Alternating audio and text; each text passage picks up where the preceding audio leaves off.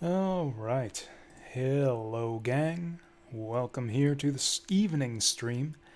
Doing the Sunday stream for once in our lives on this July the 2nd. I guess happy after Canada Day. I don't know. Do people celebrate the day after Canada Day? Apparently so, because it was really busy at work today for some reason.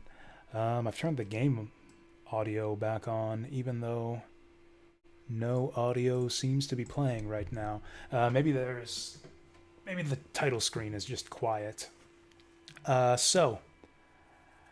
getting back to some unfinished business. This is the expansion pack, the 4-level expansion for the original Tomb Raider on PC. I think this is a PC exclusive for the Tomb Raider Gold Edition. What is celebrated on Canada Day? Is that a serious question?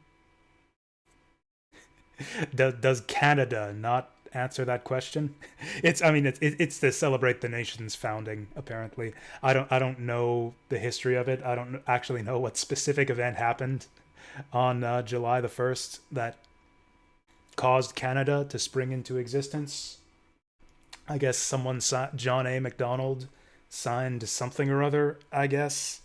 I don't exactly know how it happened, but apparently it happened on July the 1st. So there you go. And now we can all be Canadians, whatever the fuck that means. My controller is not working. I set this up before the stream, and now it's not working. Give me 1 second to try to figure out what's going on here. Yeah, there it is, Tomb Raider. Oh, there we go. There we go. I just had to click inside the window.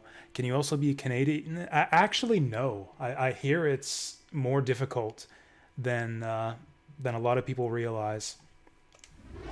That keeps coming up every time like some shit goes down in the United States, and all of like the political babies are like, I'm gonna move to Canada because the wrong person's president or whatever, and then you get like the wave of articles about what Canadian immigration actually entails and how it's Canadian immigration is not as open as is reputed oftentimes by the American public. Have we saved this game 34 times? Apparently we have. Also, I think I heard noises, so that means the game audio's going just fine. Whoa. Okay, is my square button working? It is. I just didn't press it in time. Okay, we're good. We're good. So this is Tomb Raider 1. Remember Tomb Raider 1? Remember how awesome this looked? Here it is. Remember how awesome this game looked? Well, here it is again. Is that a button on the side there? It is so bright, isn't it? I know. It's not even like a... I mean, it is slightly a 1 versus 4 thing. It's also largely a PC versus PlayStation thing. Like the PC version of Tomb Raider 4 also looks a lot like this. I mean, you know, it looks better than this, but the lighting is a lot brighter. That's one of the reasons I opted for the PlayStation version of The Last Revelation. Sploosh. Oh, just nicked her chin on the edge of the platform there. Looked painful. Well, hopefully we can find whatever we're looking for in here before I drown. Probably a switch that'll open that gate up. We're gonna have to go back up for air pretty soon. Oh, hey, there's a thing over there. All right, what do we got? That is like Uzi ammo or something, and I'm about to drown. I'm about to drown. Is she as crunchy as the previous game? I don't know about crunchy, but she might be as drowny. I think this is it. This is not it. We're gonna drown. We're fucking dead. Not like 10 seconds into the... Oh, we're good, we're good. Oh, the air meter does the same thing it does in Tomb Raider 4, where it slows down as it gets to the empty zone. Cool, so we got some Uzi ammo. That's wicked. That deserves a save. So apparently I've got step left on my select button. I thought that was my menu. Okay, that'll do. Apparently we've got it on start. What the fuck is mapped to select that's causing it to go left? Okay, I got left, right on my shoulder buttons too. Oh yeah, we'll be seeing crunches. We'll be seeing crunches for sure. Graphicus is right about that. Before we go looking around for crunches, though, let's go get ourselves some crunch insurance, aka a save game. Hey there, Nixter. What's that? Before I click on it, or is it a surprise? Is it a fun surprise that I can't know about before I click it, or can I? It's a surprise? Okay. Better not be too much of a surprise.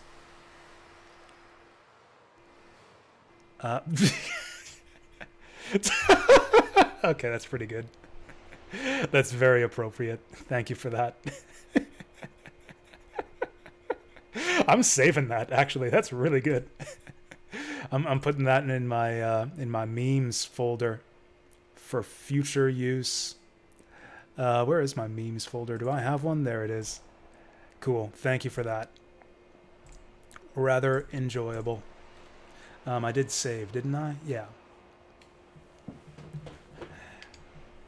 God, this is so amazing that we got different rows for the stuff in the menu. It's like we got your items and you got your options and utility, like saving. Why couldn't Tomb Raider 4 do that? That's so bizarre.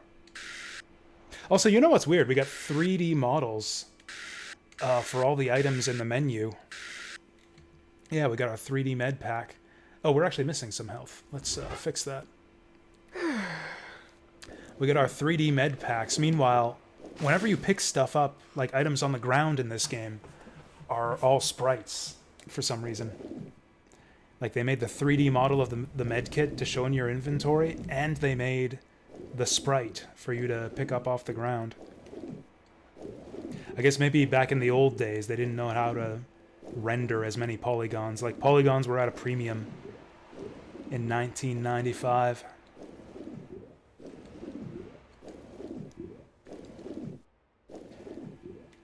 It's like you want to put a polygon in your level. That's like that's like 1,000 bytes in memory or some shit, which was a lot back in those days. Oh, there's a lever here. Almost didn't see it that in time. I'm about to drown. Did I see what you said in the Discord last night? Yes. Kazenone is playing... I can't remember what. I can't remember what. Remind me? I'm sure it was something cool and significant, and I'm dead, but I can't remember what it was.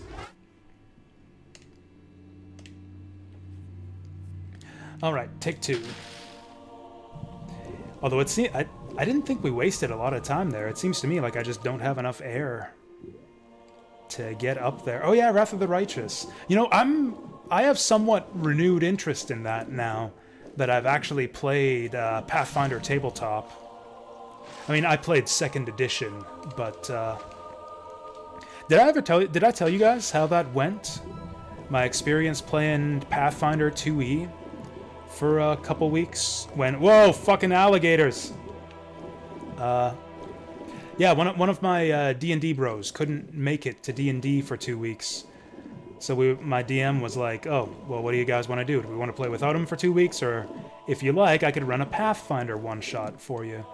So we did that. We played some Pathfinder 2e for a couple weeks. And yeah, I can't remember if I talked to you guys about that at all, but I really, really liked it. A lot, actually. It fixes several issues that I've had with D&D, just in terms of like the balance and like just some weirdness with the mechanics and the variety and amount of decision making you get in building your characters. And like the combat is so much more tactical too, with like the 3-action system as opposed to just move action bonus.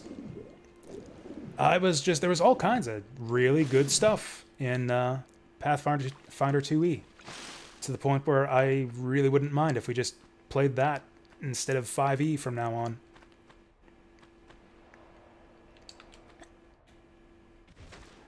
So yeah, that was kind of a pleasant experience, and now that kind of got me thinking, hey, now that I kind of understand like the way the stats and character building works in Pathfinder, maybe we could take another run at Wrath of the Righteous one of these days. Like, the combat system is completely different, but I think the basic way that, like, the stats and the building of your character works is pretty much the same between 1st and 2nd edition. I believe Wrath of the Righteous uses the 1st edition system. What are we supposed to do in here? Oh, maybe there's something back here. What's with these tiny holes in the wall? Or whatever that is.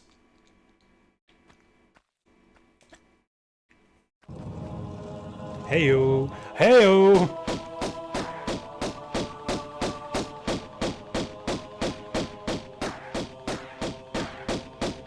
I saw that guy run away on me. There he goes. Get him! Oh, God. Oh, my controls were stuck for a second. Oh, I'm dying. Let's fix that. Okay, we're undying. Oh, they can't get me in this little hidey hole here. They can't get me in the little hidey hole. I am protected from all evils here. Did we get him? We ain't got him. Oh, fuck. Okay, we're not protected. We're not protected. My safe space is being invaded. Holy shit, we took a lot of damage there. This is gonna be a 2 med kit kind of battle. Okay, I'm not totally safe, but those guys have difficulty getting down in the trenches. Oh, these guys were like at supper. No wonder they were so cranky. I interrupted their wine luncheon. Is there anything left in here? What's with that rock? Oh, we got 2 levers. I wonder if one of them is going to make the mummies come back.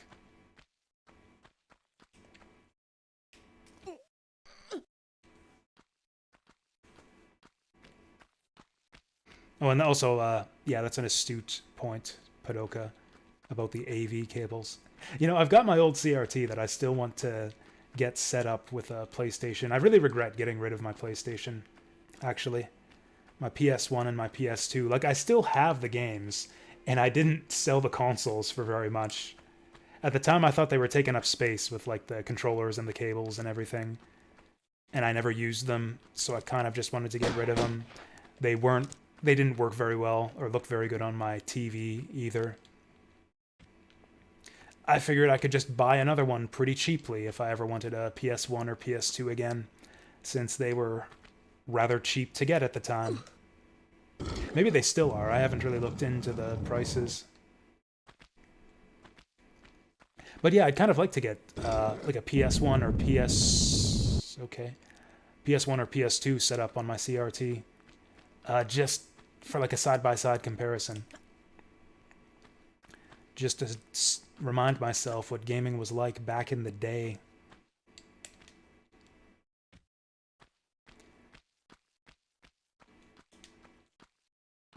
The other thing is, what was the other thing? Oh yeah, I could also do like a direct side-by-side and try to configure my like my CRT shader, my CRT Royale in RetroArch, try to get it look exactly like the TV, or as close as possible. Whoa! Oh, I don't have my guns out.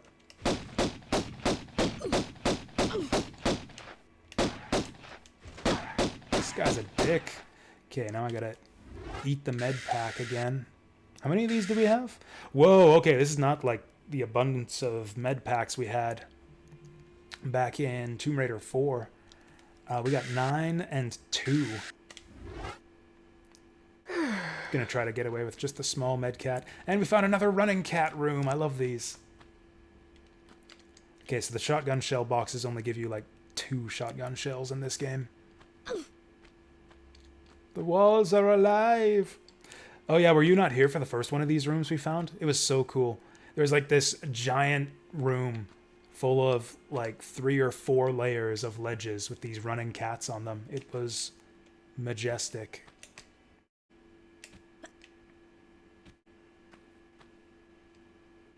To be honest, I think this might be the only example of animated wall textures in all of Tomb Raider 1. I don't think they ever thought to do that in any of the levels in the main game.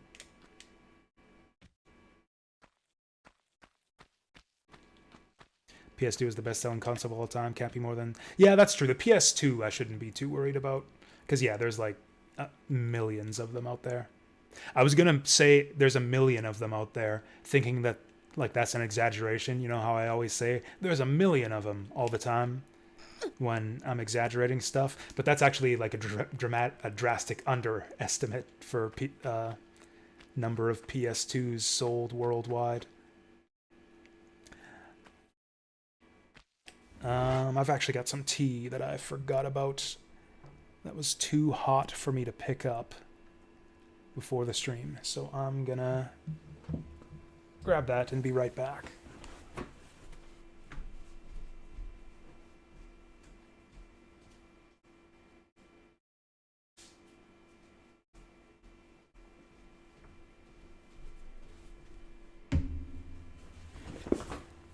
still pretty warm.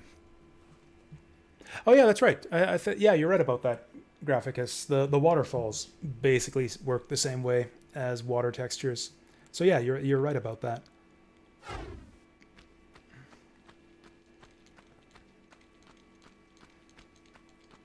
I have no idea how close we are to the end of this level. Also, I'm slightly confused about how many of these levels there are. I was told that there were 2 levels in the unfinished business level pack. Oh yeah, this is that room I was talking about. This is the animated cat room.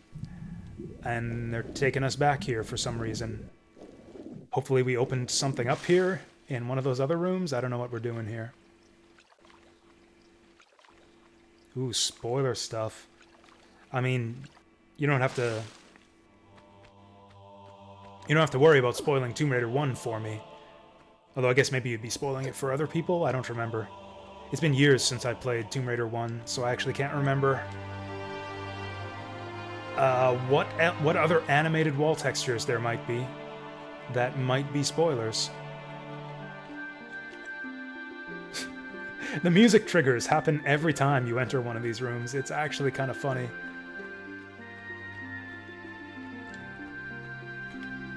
Yeah, look at that. We got cats running around on 3 layers. I have no idea what we supposedly opened up in here that makes us want to come back.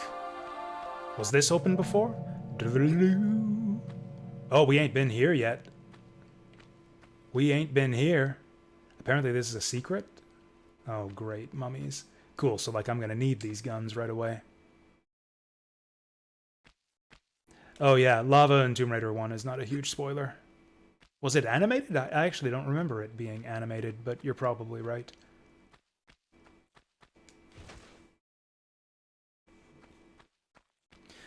Actually, what PS2 games did I keep?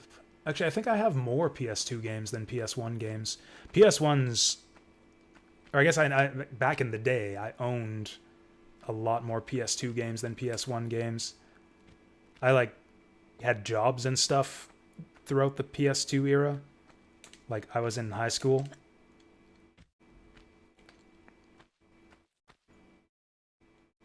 High school, and I think my first year... Was it my first or second year of college when the PS3 came out? Either way, yeah, I had a lot more... PS1 days was still when my parents were buying pretty much all my games for me. Minus the stuff I could get on clearance from the rental shop. Those I could actually get with just my allowance. And then, yeah, PS2 I started buying just all of the video games. So yeah, I still have a bunch of those left over. You just know these assholes are going to spring to life as soon as I cross the magical trigger point. Oh god. Kind of spoiling whatever the surprise is here. Is it more cats? I see paw prints. Oh dear. Alright, I'm ready. Bring him out. Show yourself. What the fuck? Oh my god, switches. Kill it, kill it, kill it. What is this music supposed to be for? Oh, there we go. Oh wow, that guy was fast. Oh, he can't get around this thing, though. Oh, but I can't get him from here either. He's like purring at me. Oh, there we go. There we go. Eat it!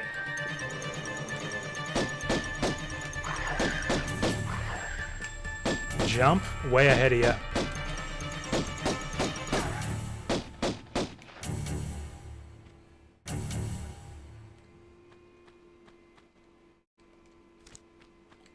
Yeah, I appreciate your caution when it comes to spoilers, Graphicus.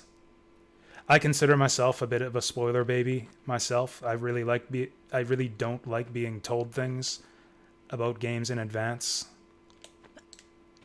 I really enjoy just discovering stuff blindly for myself. And even little things. Even little things, actually. And for some depending on the game, like sometimes I'll consider like music from a game to be a spoiler. It's like, no, I don't want to hear the music outside the game. I want to experience it in like its intended original context for the first time. It's going to spoil the effect if I know the music already before I play the game. Or a big thing is a lot of people seem to not consider it to be a spoiler if it's regarding like stuff that happens at the start of the game. Like, oh, that's not a spoiler. That happens in the first 2 hours of the game. It's like, okay, but it still would have been a fun surprise if I had seen it for myself playing the game, you know? Like, I don't know why people have this idea that something that happens at the start of the game isn't a spoiler.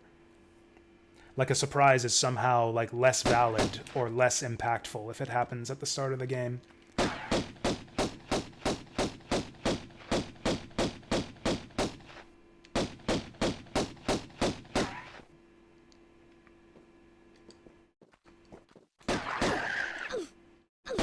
Oh god. Oh god. I'm trying to backflip, but it's not working. I think the wall's in the way. Okay, we need better guns. Ooh, 32 shotgun shells. Fuck you. And you. Oh god. Okay, this is getting close. I'm back down to 9 med packs. I think there's one more. There he is. Oh, fuck. They were stacked up on me. Oh, there's 3 more. We're gonna fucking die. And I'm actually dead. Awesome! We just got... I mean, I'm not gonna say it, but attacked from all sides by a gang of dudes. Hey there, Jasu. Jesuer? I wish Saturn Meteor were here. Although I guess it's not like he could tell me how to pronounce it. I feel like I'm falling behind in chat here. Oh no, we're doing fine. Oh yeah, so as to close off that little tangent about spoilers, you, Graphicus, kind of surpass even me in that regard with just spoiler sensitivity, which again I consider to be a good and cool thing. I would not consider the fact that there are lava wall textures in Tomb Raider to be a spoiler.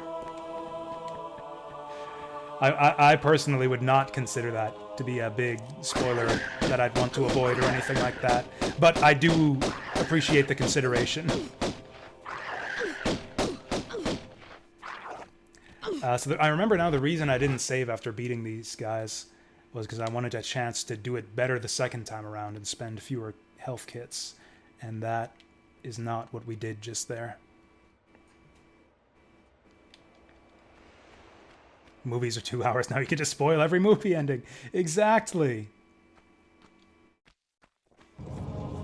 But yeah, for like JRPGs, people will say shit like that.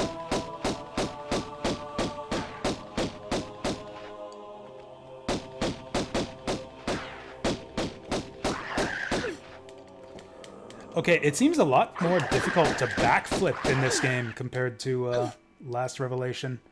I don't know if that's like just the way my controller is set up or what.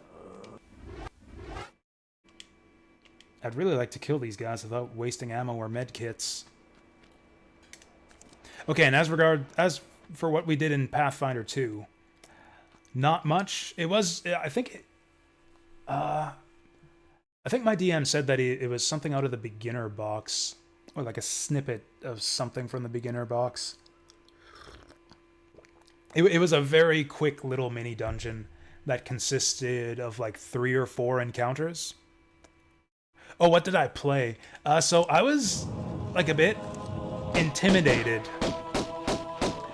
just because Pathfinder has like the reputation of being super complicated and like difficult to learn and stuff. So I didn't want to overburden myself, so I picked pretty much what I thought would be just about the simplest build I could think of. I didn't want to go pure melee because I knew that would probably be a popular choice among the other players that I play with. So I didn't want to go like barbarian fighter or anything like that, but I also didn't want to do anything magical because I thought that might be too complicated. So I went with a ranger. I went with a goblin ranger. And I chose the goblin just because that's like the one class in Pathfinder that isn't also in D&D, or like the only class in the core book that isn't in the D&D core book. So yeah, I played an unbreakable goblin ranger with like just like the most basic set of class options imaginable. I did like a flurry build where I stick my mark on a dude. I stick my hunter's mark or whatever it's called in Pathfinder on a dude, and then I can just go to town on him and attack him like 4 times a round with less of an attack penalty than you'd normally get. Normally when you do multiple attacks in Pathfinder, unless you have a special feat, you take -5 for the second attack and then a -10 penalty for the third attack and every attack after that. With the flurry, you only take -3 for the -3, then -6 instead of -5, -10. Which is really cool when you're making 4 attacks a turn. Because yeah, that class, I also took the other feat that lets you do a double attack once per round on your marked guy.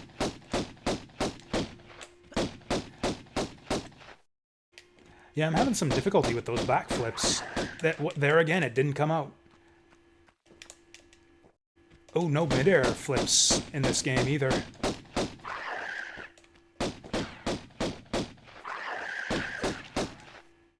That was pretty clean. I'll save that. I will save that.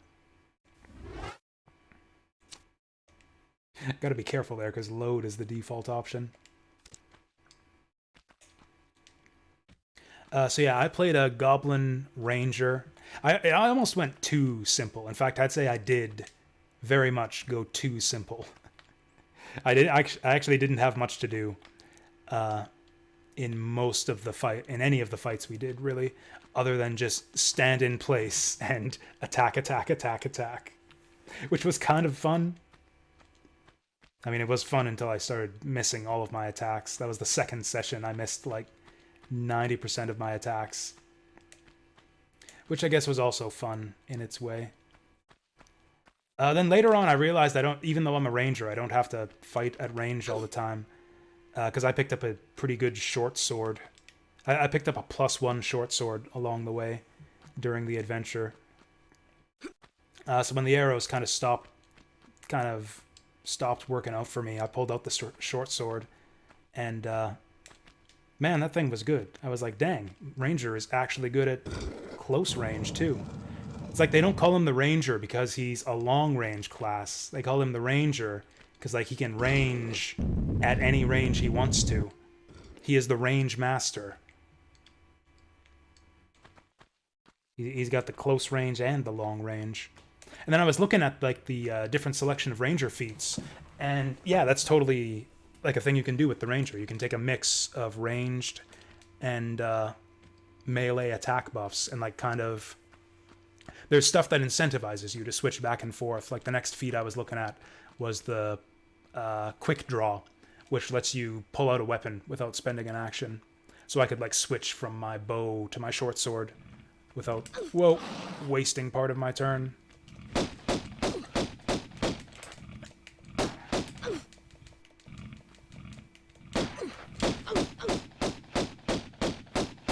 Okay, that was actually even a better gator kill than we got the first time through here. So yeah, I play, and the other cool thing is there's so many different ways to build your classes. Like I did just the flurry multi-attack build, but like even at level 1, you have other options for how to build your character in Pathfinder. Like I could have done the pet build. I could have gotten myself a pet, and then taken some feats that like synergize with them. Like your pet can get the benefit of your hunter's mark, or your prey. That's what it is. Yeah, they call it your hunted prey, where you basically spend an action to designate an enemy you can see as prey, and then you get various buffs against them, depending on the feats you've selected. And then, yeah, if you have a pet, they can get the benefits of that, too. So, yeah, you can do the pet build. You can do, like, a precision build with, like, a crossbow, where you're doing big damage. You can do the melee build, where you're, like, doing a dual-wielding ranger. There's, like, lots of different things you can do with it, which I thought was super cool. And then the other classes at the table, I had my one friend playing a barbarian. He died, or he didn't die, but he went down twice during the session and almost died the second time. So that was pretty great. And then we had a druid as well. Yeah, so we were ranger, barbarian, druid.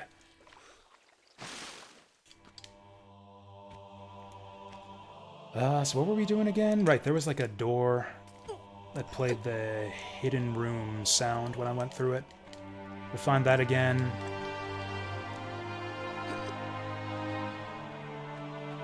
So is anyone here, like, new to this game? Not see the last time we played this? So this was originally a Viewer's Choice nomination. I think it was nominated by Deep Fry. We played this actually at last month's Viewer's Choice, and I was pretty into it. And from what I'm told, we're reasonably close to the end. So I thought we'd, come back and finish it up.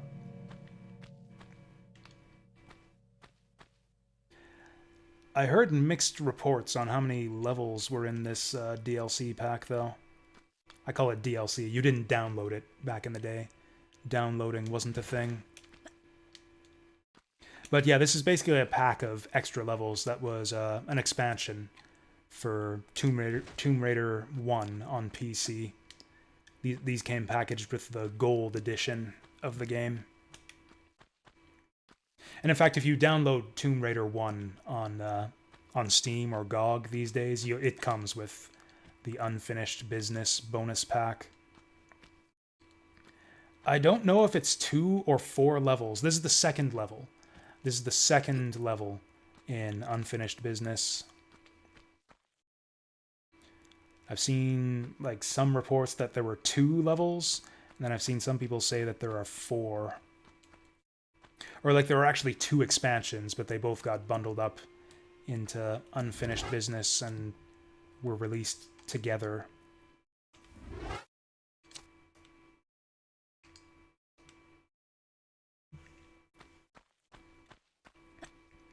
So we're going to throw a switch and then yeah, you'd think they wait to...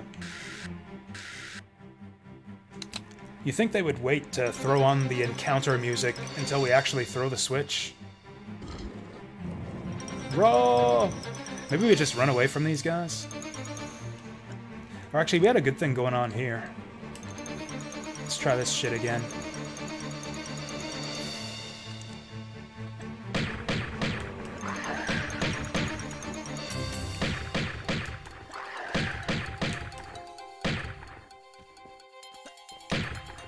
It's kind of cool that they're smart enough to run away after a few seconds.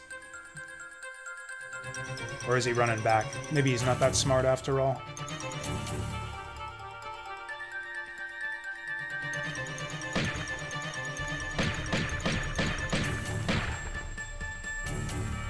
Whoa!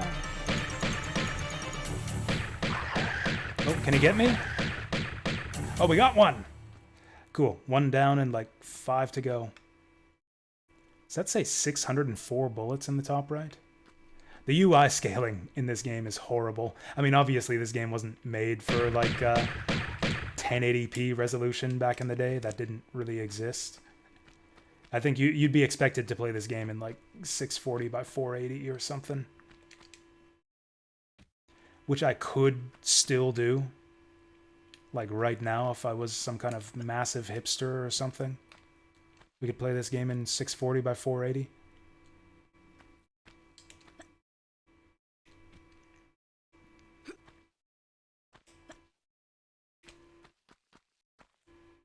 Big medkit. That's a good find. I think I saw something over... Whoa! Oh, fuck. Damn it. Again. Yeah, it's like these guys all bump into you at once and you just take all the damage. Oh god, you remember Voodoo? I don't remember Voodoo. I remember PC Gamer magazine going on about it all the time, but I was really too young to understand or know what the fuck a graphics card even was. Maybe we just try to avoid these guys and run through that door?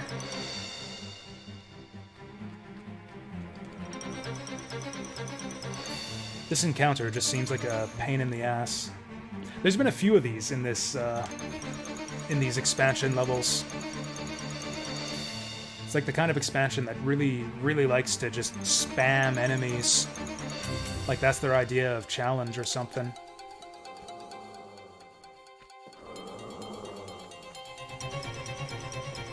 Yeah, I know, right? Like every game that you would get back in the day would be like, oh, do you have a Sound Blaster card? You can,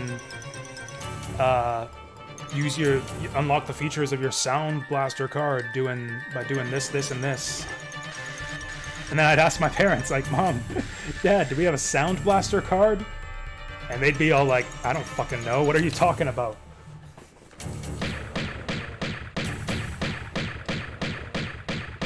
Cool, so we just got a flock of mummies in front of us.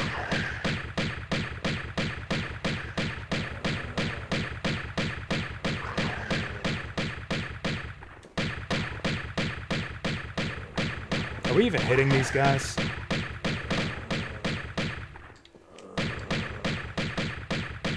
Oh, okay.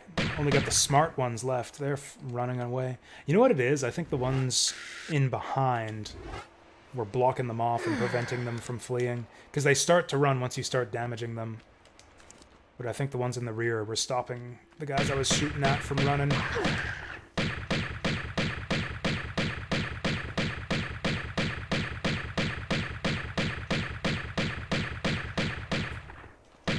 Holy fuck! How many mummies? How many fucking mummies? There we go. About that many. Actually, we could just count the little mummy holes here. 1, 2... Oh, Christ. 3, 4... Okay, that's open now. 5, 6... Or I guess, okay, 4 times 2. So that's 8 mummies.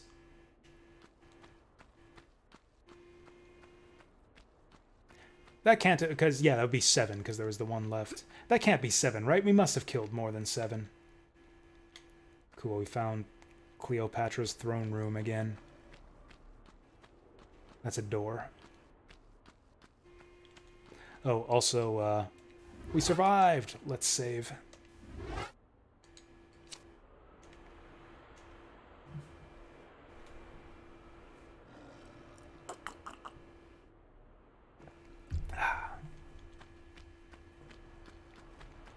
Other than the somewhat excessive enemy spam, I've actually been really enjoying this extra level, or this extra level pack, which is obviously the main reason why we're back here playing it again, despite having just played like 60 hours of Tomb Raider.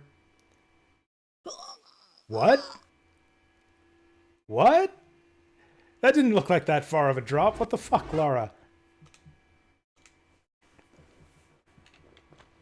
I guess she slid down the slide too fast. Now what? There's nothing here! Who's cueing the orchestra constantly? Oh, there we go. Never mind. Never mind. Thank you for looking out for me, Mr. Orchestra Man.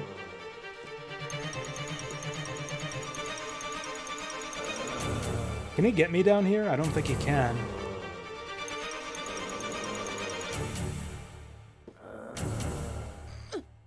Ooh, when I get down there. Bitch.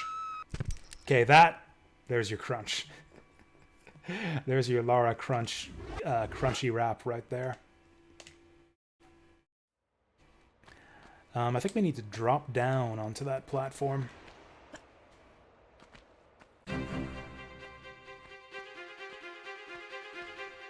How am I gonna do that?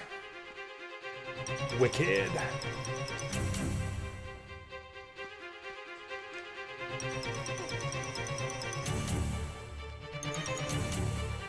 Not as crunchy as 4? I thought that was more crunchy. That actually sounded very crunchy to me.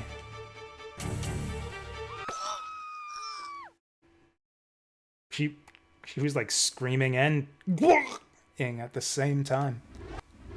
Impressive. Okay, so we want a standing jump from that one. This is the real reason I had to play this, is because I just haven't had enough of those sweet, sweet Lara death screams.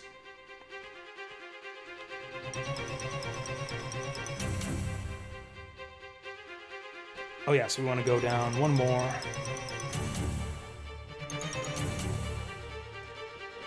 Really? Can we do this with a standing jump? That looks like a runner to me. No, standing's good. It's good. Where are we even going here? Let's get the ammo first.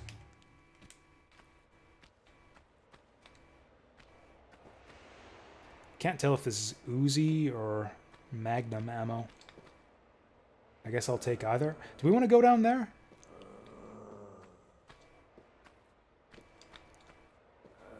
That looks like a long way down. Actually, it's hard to tell if it's a long way down.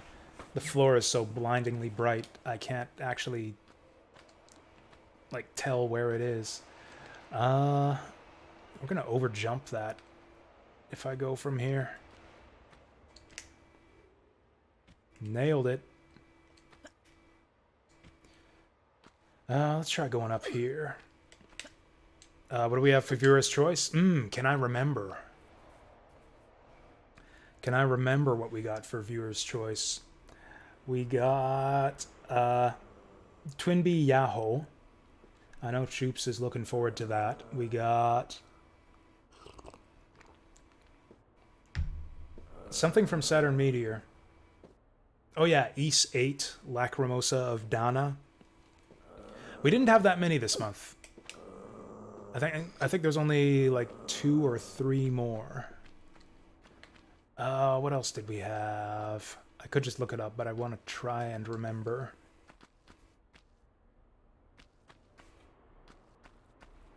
Actually, I think I was going to try to get River City Girls.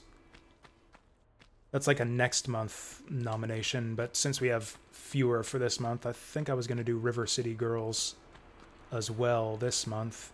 What else did we have? Oh, we had Shining the Holy Ark. That one's like a an encore presentation from a few months ago. Where was that? That was back at the start of the room. That mummy's still gonna be back here. Nope, apparently not. Oh, apparently.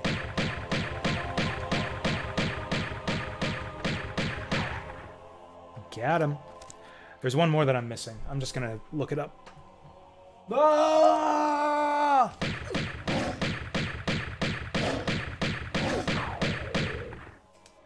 Okay. That kitty cat took a bite out of me. These guys don't crack me up anymore as much when I see them. They're funny looking, sure, but they're also really annoying and really deadly.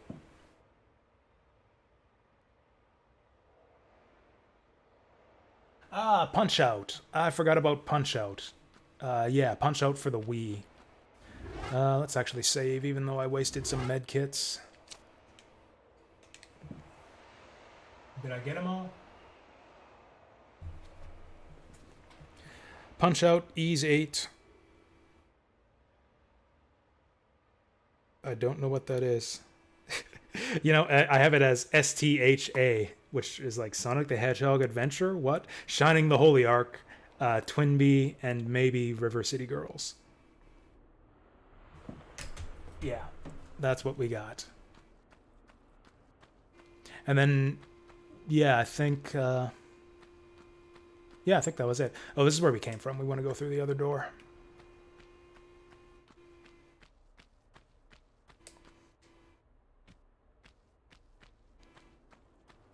And then we got Lunar at long last. We'll have finished this. We'll have done our viewer's choice. And then we got Lunar to look forward to. Which I am looking forward to. I have decided that we're going to play the Sega CD version. Even though it's not the one that I have the nostalgia for. The PS1 is the one that I grew up with. It's got a few things about it that make me suspect that I'm probably going to end up preferring the PS1 version in the end, but the Sega CD one is different enough that I want to try it. I'd also maybe like to try out the first Lunar game on Sega CD.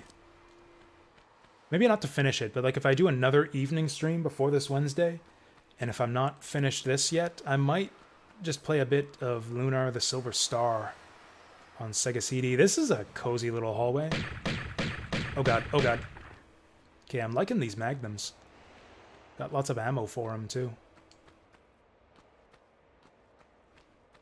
Going back to like the kind of more jungly level.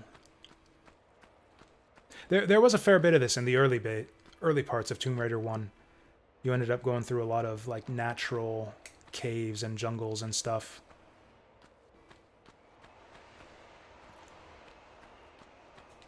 It actually kind of impresses me that they tried to do that kind of stuff with this sort of early PS1 3D, like very simple, like low poly type level architecture. Like it seems like it's a lot easier to do like man-made stuff, like, you know, just your square box rooms and hallways and stuff with your pillars and tables. Like that seems like it just might be a bit easier to make look good with the level of technology at the time. But no, they tried to do like natural caverns and lakes and jungles and all this shit. They went all out. It's a real tour de force of what the PS1 could do. As for what the PC could do, I actually don't really have much of a sense for that. I'm trying to think what kinds of PC games were out at the time that you could compare this to. Fucking alligators everywhere.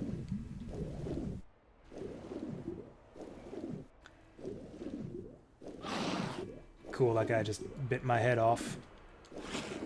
You know what? I think we're gonna have to go out of the water and shoot this bastard, because he's gonna eat me. I'm having a lot of difficulty getting my side and back flips going here. Can I even shoot this guy while he's underwater? Sure can. Gripe with the Lunar series is all the crap. Do you mean like the translation stuff, like their quirky style of humor, or like the gameplay stuff?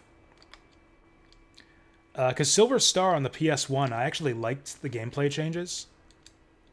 I actually read up on all the changes they made. They like dramatically raised the difficulty of Lunar the Silver Star on PS1. Like, if you look at the change, like, I've seen spreadsheets of the changes they made, and it's like they pretty much doubled the enemy stats across the board. It's kind of insane. It's kind of impressive, too, though, because they didn't just double everything. Like, it seems like they actually, like, tweaked it and designed it by hand. Like, some enemies have their agility stats jacked way up. Some enemies have their, like, attack stats jacked up by, like, triple. It's like they actually... I don't know, it's like the enemies feel like they have more personality, or like more uniqueness to them. It's like every enemy seems to have one stat that's just turbocharged. But like, it was fun. Lunar was more challenging and like more fun to play. Had more interesting battles than I remembered.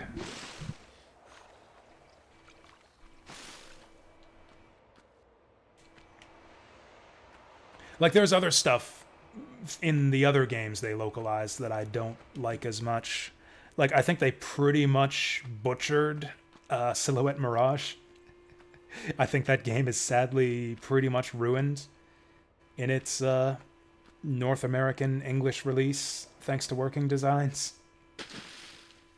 Which is kind of sad, because Silhouette Mirage is a cool game that more people should know. I mean, I guess that's maybe not entirely fair. Like, I liked it.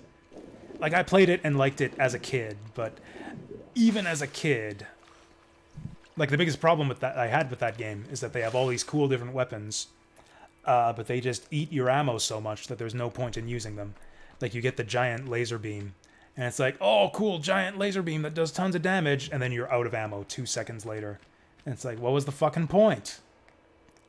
The fucking point is that weapons don't have ammo in the Japanese version. The point is you're supposed to have infinite ammo, but Working Designs in their Working Designs wisdom decided that weapons should sap your energy when you use them in Silhouette Mirage. And they decided that it should sap your energy really, really quickly.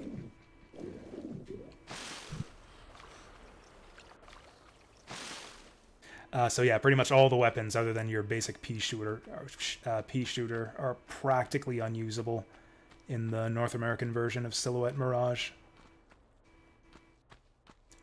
What did that switch open up again?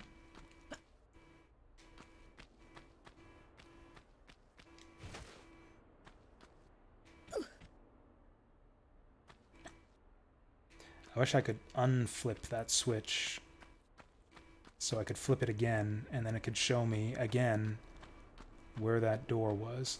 Let's just run backwards. I don't see anything in here. Oh, maybe I do. Nope, it was an illusion. Oh, actually, there's a fun change that we have in store for us for the Sega CD version of Eternal Blue. I'm actually going to save it. I'm not going to talk about it just yet. I think we can have a fun discussion about the one big controversial change that Working Designs made to the Sega CD version of Lunar Eternal Blue. It's kind of hilarious how boneheaded it is, but I think it's also kind of based. I don't know. We'll see how I like it. I'm looking forward to having to deal with it. I won't allude to it any further since, like I said, we'll talk about it later. It'll be a fun surprise for the first Lunar Eternal Blue stream. I feel like I haven't saved in a while. Let's save.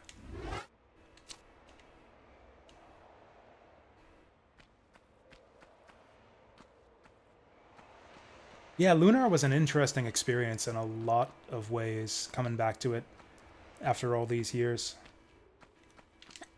The script was a mixed bag. There was like a mixture of like some really good stuff, I thought, in the English Working Design script, and also some really bad stuff.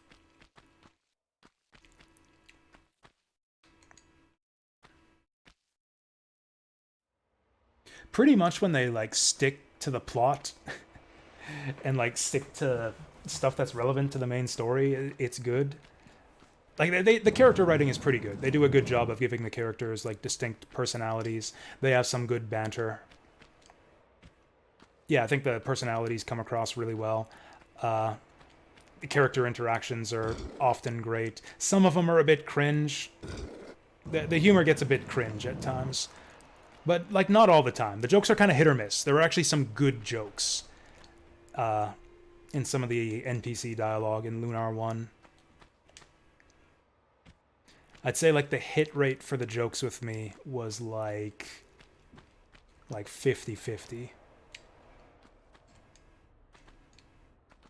And again, it's going to kind of depend on your sense of humor, too. They kind of went overboard with, like, the... like, basically, when you say, like, Working Designs humor, like, it's a lot of sex jokes, and it's a lot of, like, farts and pee-pee and poo-poo jokes. Like, a lot of all of that. And they kind of did more of it in some games than in others. Lunar, I feel like they kind of went down the middle. It's like the NPC, like the jokes in the NPC dialogue, it's like half that and half, like, actually kind of funny, clever, wholesome stuff. If you want to like play an RPG where Working Designs just went full Working Designs with the script, Albert Odyssey is the game for you. Fucking every single NPC conversation, just every line out of every NPC's mouth is something to do with just sex or horniness or piss or shit or something like that. It's like just about every single NPC in the game has something to say on one of those subjects. Oh, and also I think they jacked up the enemy stats to like 3 or 4 times their original values in Albert Odyssey. So yeah, if you guys just love all the changes that Working Designs made to their localizations, just like love that the humor they threw into the scripts, love the changes they made to the gameplay, Albert Odyssey is the game for you, because they like dialed it up to 11 with all that shit in that game.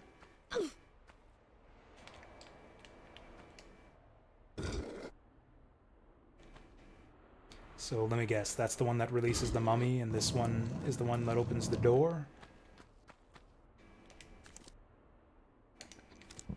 Might as well heal.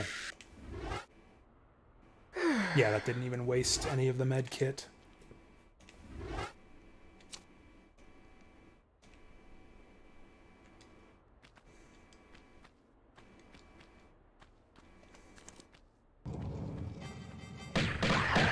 Dude just comes like floating down from the ceiling or some shit.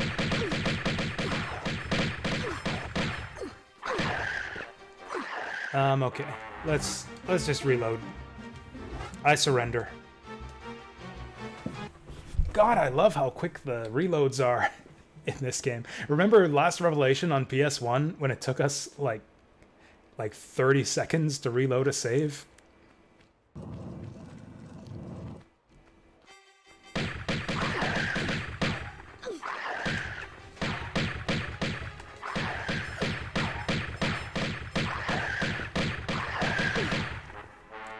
Good enough.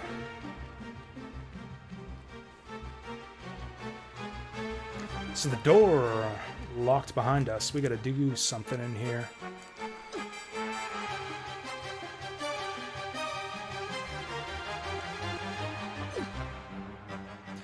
Is that a mummy dog or what? He runs on all fours? I know, right? Atlanteans are fucked up.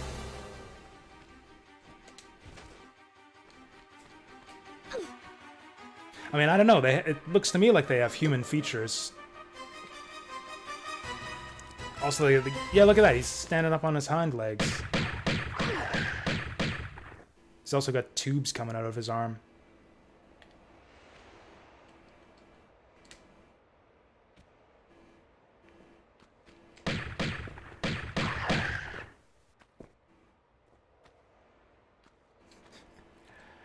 Man, so these guys were like from the final levels of actually no, these are still like just the mummies inside the tombs. It's once you encounter these guys with the bandages off that things start getting a bit crazy. Did he die?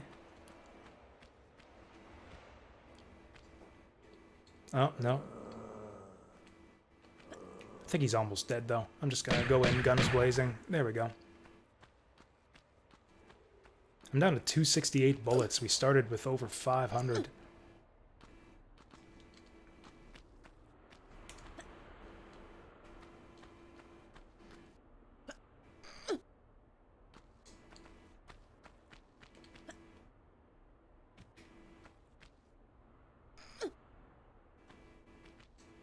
You know, I was under the impression that we were closer to the end of this level.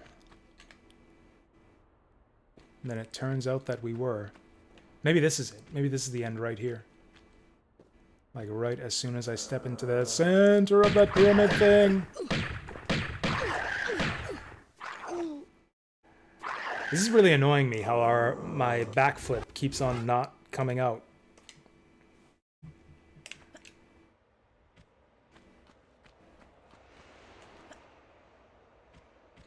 Maybe it's when her guns are drawn, or when she's firing. Or maybe it's just the timing is a bit precise and I tend to fuck it up. Did I? I could have sworn that I saved it. after we fought this guy? Guess not. Where the fuck did he go? Actually, this is a good idea. Let's go into this room. We can shoot him from up here.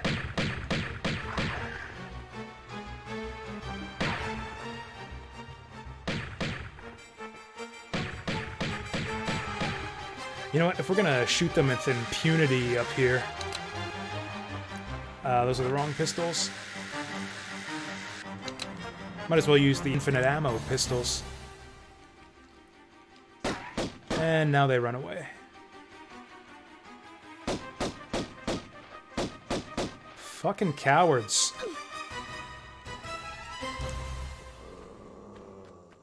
Oh god, what's that noise? I'm trying to do backflips here, man.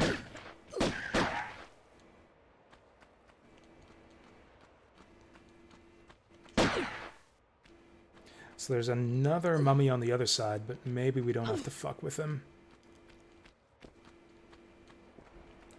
Let's see what's in... Oh.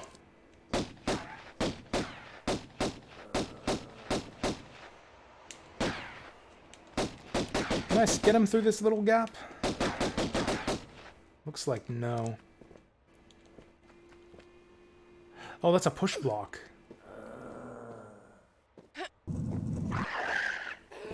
Fucking figures. Oh, great. Now the other... Man, he was like waiting to ambush me. Okay, we need shotguns here.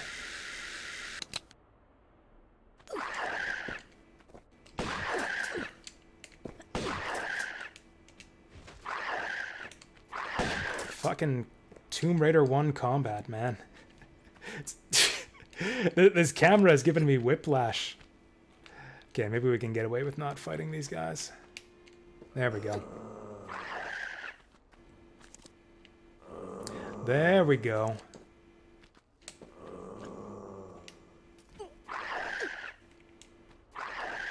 Okay, now where are we going? Can I jump that? Because it kind of looks to me like we can't. Oh, I see it. Okay, the perspective is a bit tricky here. There's like two ledges here, two levels to that ledge. And I think... Yeah, that's a slope. We want to go on there and then jump down it, I think. We want to slide down the slope and then jump off at the end. Okay. Well, like I said, tricky perspective there. We'll try it again with a basic running jump. How many shotguns do I have? Only 31.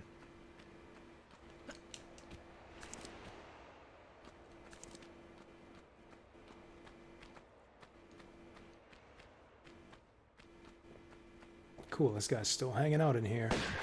Nice. Oh, I was, yeah, so flustered I didn't pick this up.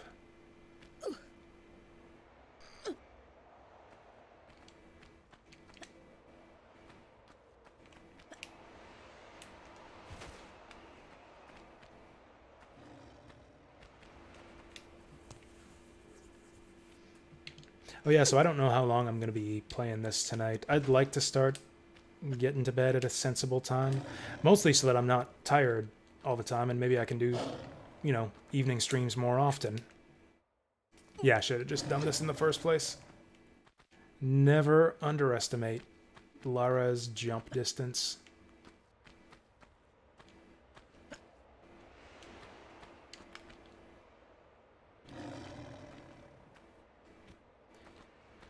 I want that. It's probably a secret. Oh, hey, check that out. It's like a whole... He's got like a mouth. That's actually really cool. The way they use the spikes as the teeth of the statue. That's actually really neat. You don't see a lot of that in like Tomb Raider 1 level architecture, where they use like traps and objects for like aesthetic purposes. Do I have trouble? It's not so much trouble sleeping as trouble going to bed.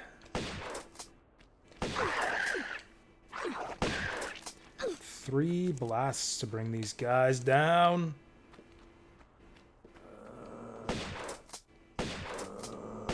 Yep.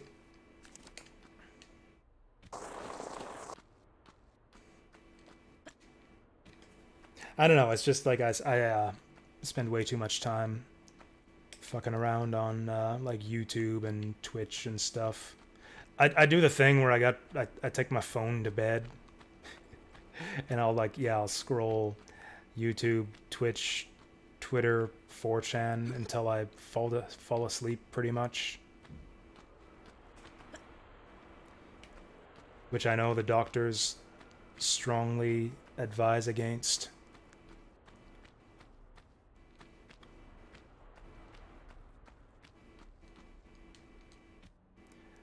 There's got to be some place to jump to from here.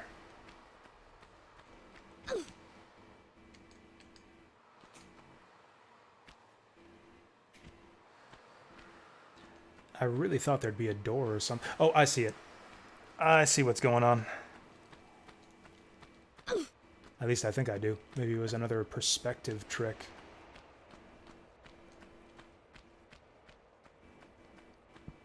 Damn it, I thought I saw something I could climb up on. Oh, or maybe this is climbable. Nope. Thought I saw a block I could jump on top of here.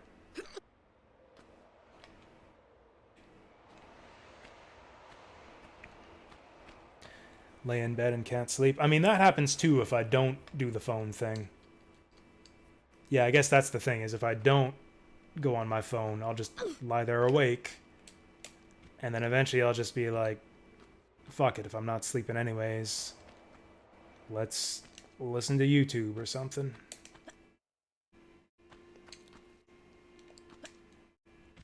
I think it's mostly just because I don't do anything all day, so I don't do anything to make myself tired.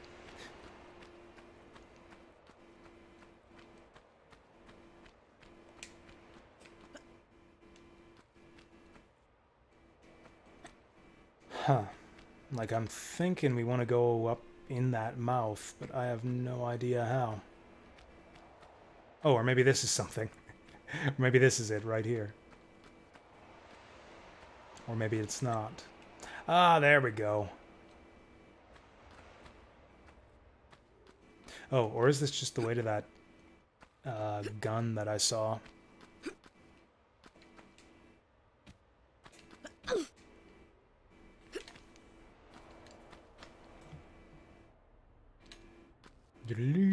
This can't be a secret, right? This can't be a secret. This was too easy to get here.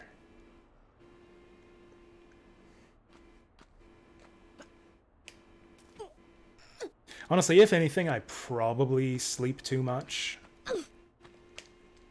It's more that just my like schedule, the timing is kind of misaligned.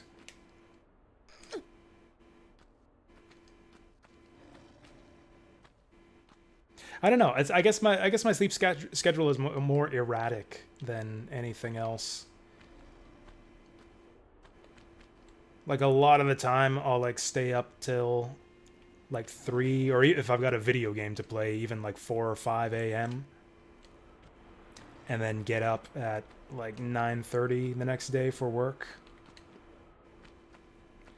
Some days I'll go to bed, I'll be really tired in the evening, and I'll go to bed at like 9 or 10 and still get up at 9:30 for work the next day.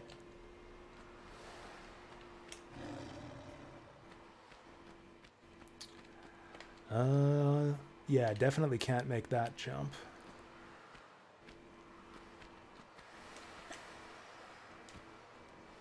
Oh, we got the winds whistling above us here.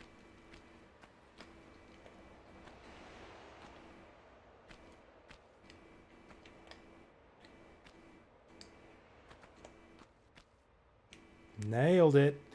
These are some tricky jumps. The main sleep issue is, yeah, trying to get up at a decent time to do streams on my days off. For some reason, I just can't stop myself from sleeping in all the time on my days off.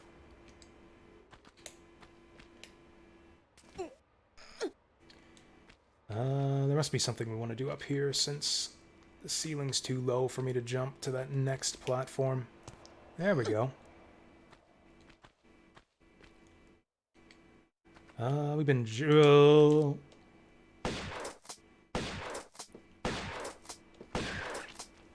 As I was about to say, we've been jumping around for a bit now. Let's save it again so we don't have to do that again. Also, I'm probably using up too much of this shotgun. Oh, the Uzi ammo is maxed out, I think. We should start using those.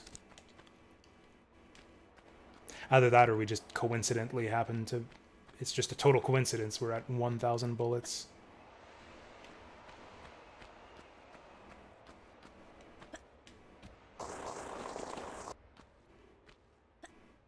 Love these starry skies in this level. Was there any level in Tomb Raider 1 that had starry skies before this? I don't think there was. Is this gonna work? Let's try this jump first, since it should be safe. Totally safe. What's funny there is it looks like she kind of just broke her ankle. Just kind of twisted her ankle a bit there, but she died anyways.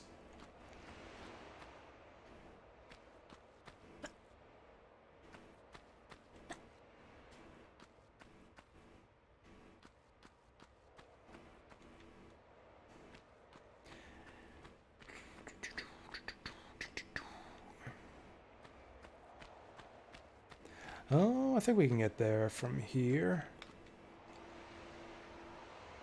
Oh, or do we get there from here? We were down there before. At the time, I thought of going for the spikes over there, but it looked kind of unsafe.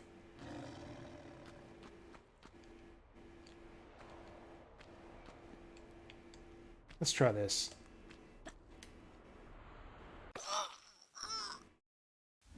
I think she fell onto the spikes there and then, like, clipped through them. That was kind of weird. Oh, actually, there's stuff on the back here, too. Can we possibly jump over there? No, that's way too far.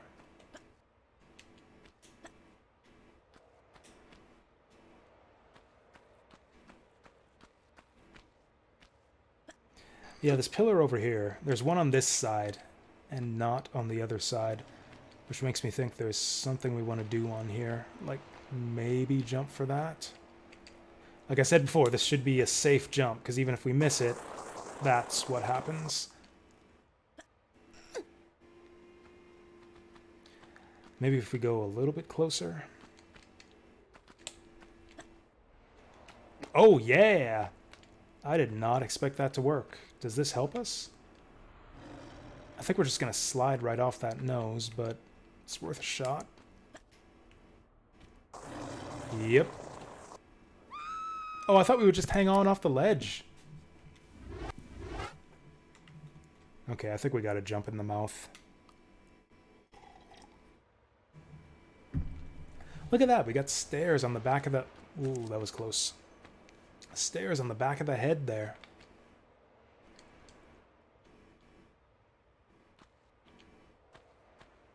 Okay, so we came up through that hole, so maybe we go down through this hole. Wait, what's the deal with this hole? We've been down there before, haven't we?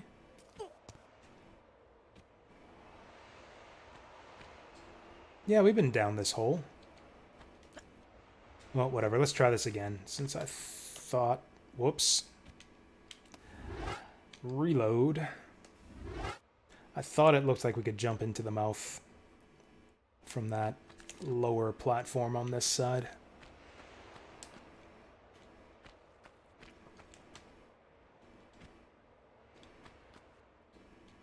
Actually, one other thing I've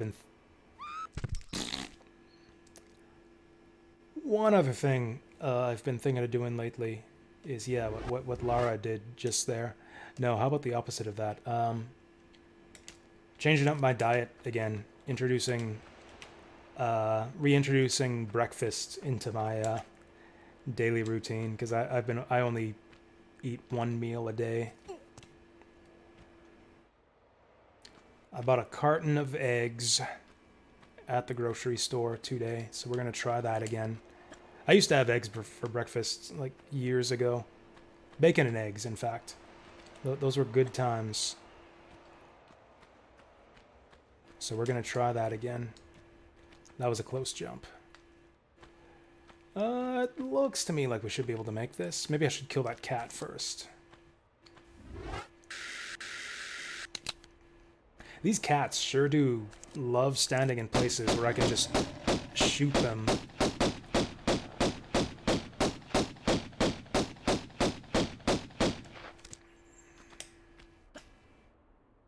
Yeah, that's about what I thought. She makes that little after she ragdolls too. That's kind of brutal. I don't think she does that in Last Revelation. Sandwiches here for breakfast, like breakfast sandwiches, like with eggs on them. What? Bacon and eggs is like the traditional breakfast food. The conventional wisdom is you wanted like a big hearty breakfast with like lots of protein and sugars so that you'll get energized for the day. That's why your traditional breakfast usually has like sausage, bacon, eggs, pancakes, fruit, like an orange often as well, or orange juice.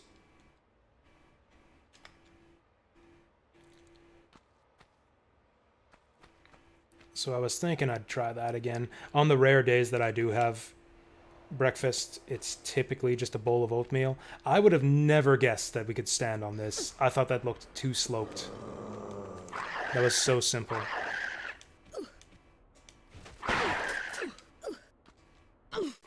Well, now we know. 30-second video, huh? No time like the present. Oh, I think I've seen this one. Yeah, I've seen this one. That's pretty funny. That's a good one.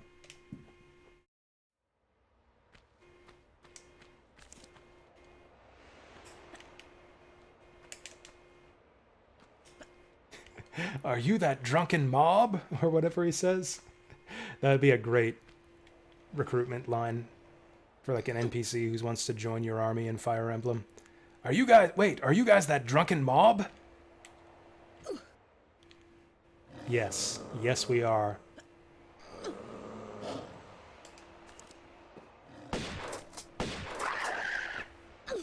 I wish he would just jump off the fucking side of the statue. Double KO! You know what I should probably do is just jump onto the statue to bait him out. And then jump off the statue. Bananas are a good idea, too. I got some berries for my oatmeal today. That's the other thing I do sometimes, is I do berries. Berries and oatmeal. The problem is I usually get up so late in the morning that I don't have time for breakfast. That'll happen for like 2 whole weeks, so then I won't eat the berries before they spoil. It's like my blueberries went rotten the last time that I bought them. I know I can eat them apart from at breakfast, I just don't think of it. Playing kind of stupid today.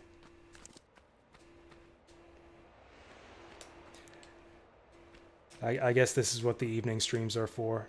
Just casual stupidity.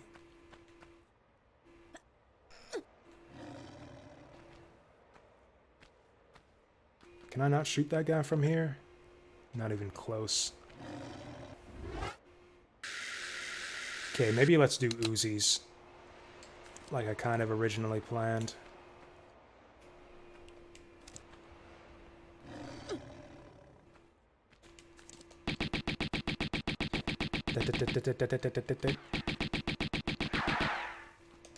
Full DACA. Okay, what's this gonna do?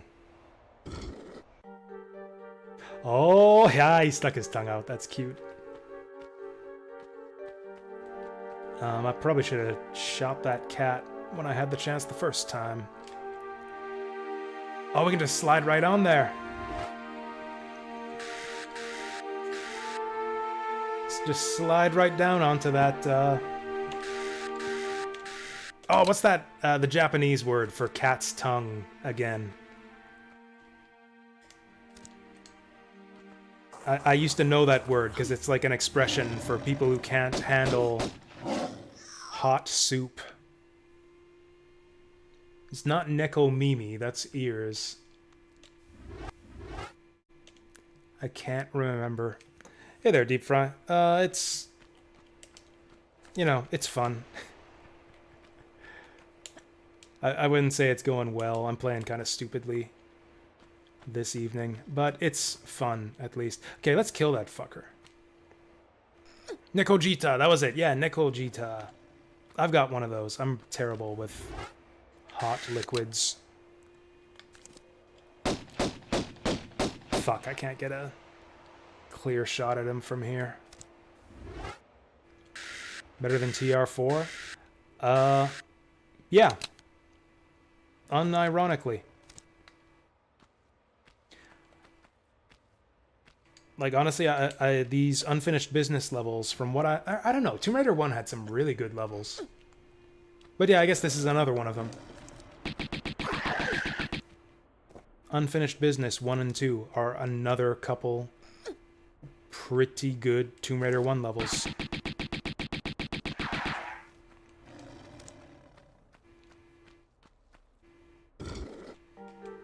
And you know what? I haven't soft-locked the game once in either of them. It hasn't even crossed my mind. It's not even something I've been worried about. I'm gonna Uzi this cat, too. This cat has got to go. He's just walking on top of the spikes! I guess maybe cats are that light-footed that they can do that, you sneaky bastards. I was gonna run right in there.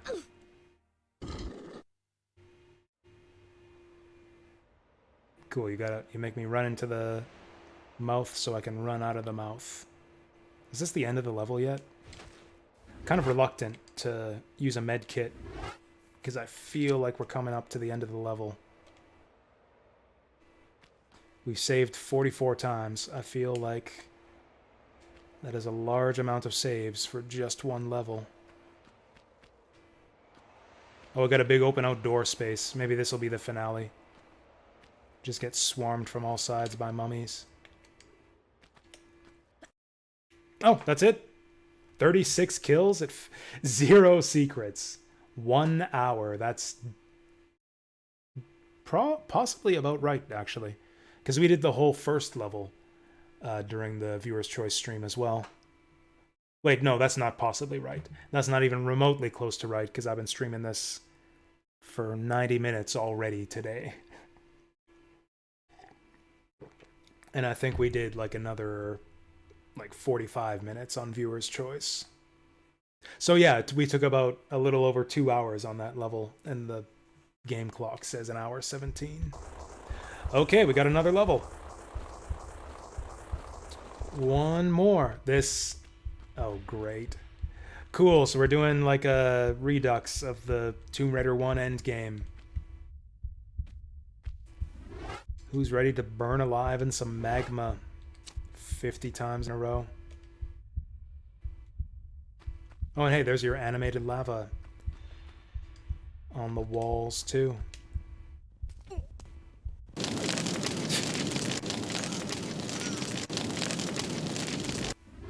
Man, I think that the Tomb Raider 1 death animations go harder than Last Revelation. That was some noisy, crispity crunching right there. I guess that's for when you fall onto the lava and break your neck and get lit on fire. That's gonna fall in the hole. Yeah.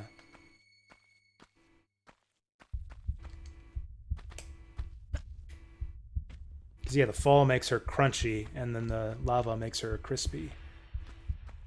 You get a crispity crunchy Laura. That pulsating too. Oh boy!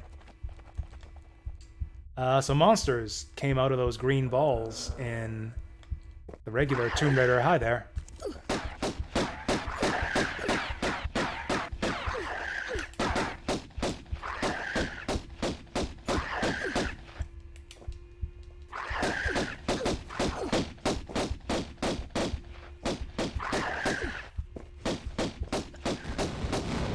Yeah, now we got exploding mummies. Once again, kind of okay if I reload that to avoid wasting the med kit. Oh, hey, they want us to use shotguns here.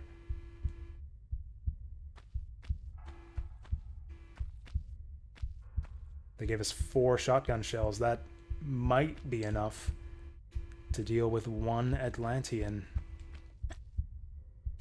Oops. Well deserved. This is a big room right here. We're in like a gigantic open area here. Whoops. Also well deserved. Look at that! Look at those flames flicker. That's some intense high-speed flaming right there. Okay. Okay, maybe we need to do the whole ritual. Maybe I need to ritually cast jump forward to line this up correctly. There we go. Doesn't even look like a difficult jump. Will she light on fire if I touch this? Okay, we're good. Oh, easiest secret ever. Watch me get crushed by a rock when I go for this. 2 shotgun shells? Oh, 4 shotgun shells. Best secret ever.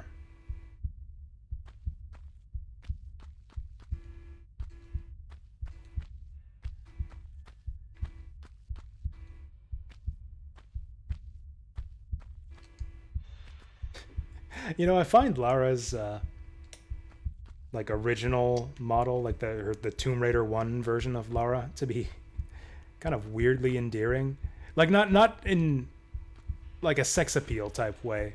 Like she doesn't have too much sex appeal, other than I guess arguably the legs. She's got very, yeah, well proportioned thighs and legs and all that. But other than that, I don't know what it is. She's like cute. Like you can kind of see how she became like the PS1 mascot, kind of.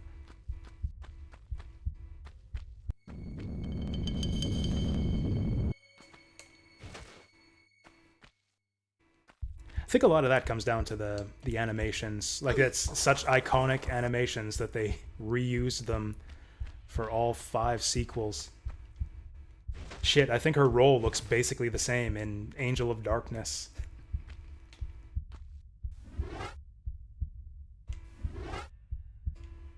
It's like the model they updated, but the animations, that's... fuck. I knew it was gonna happen. I knew it was gonna happen. The ponytail was an excellent addition. I'll agree with that for sure. Yeah, the ponytail, starting with Tomb Raider 2, looks great.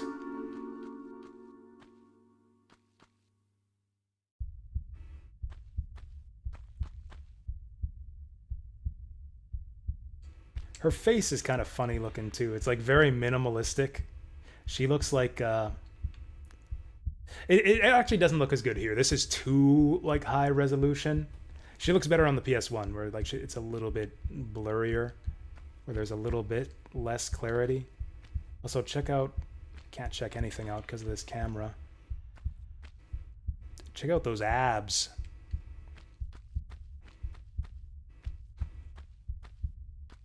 Also, apart from being triangular, her boobs are actually huge in Tomb Raider 1.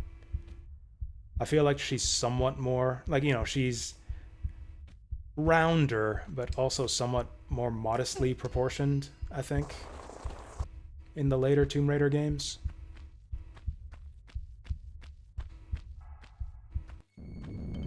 Who's ever gonna fall for that?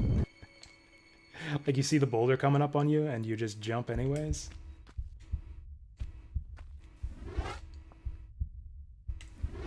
Why is load the first option? Whatever, we just have to be careful whenever we open that menu.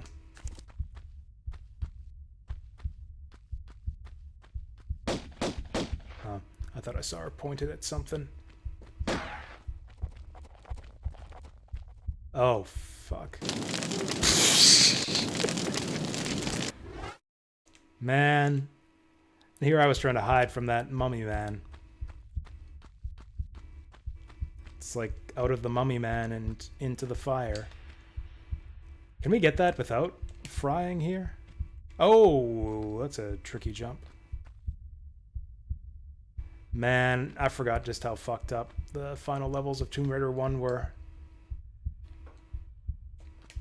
Traveling through the meat temples.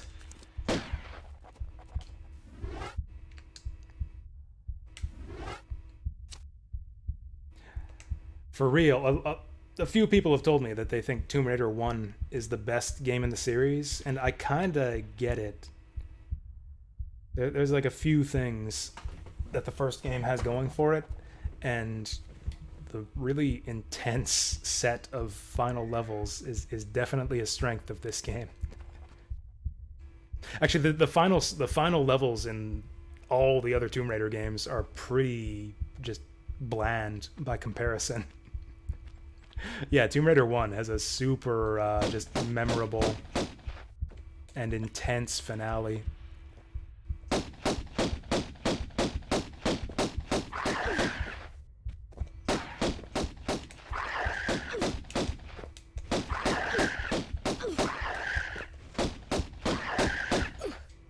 I cannot get a backflip. Cool, I got exploded on.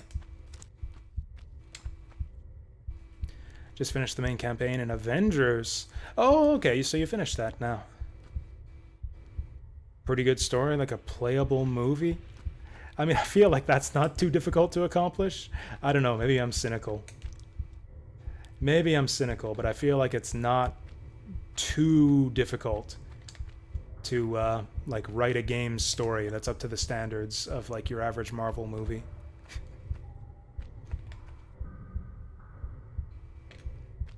I mean, not that they're bad. Like I watched several Marvel movies. They were fine. Triggered a boulder trap way down there that's nowhere near me. That was cool. Won't have to worry about that when we eventually get down there.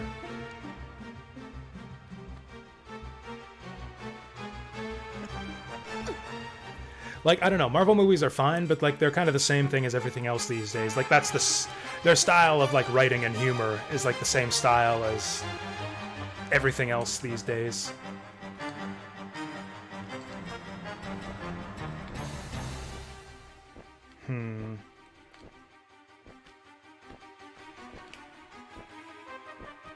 Whee. Oh, he's flying above me.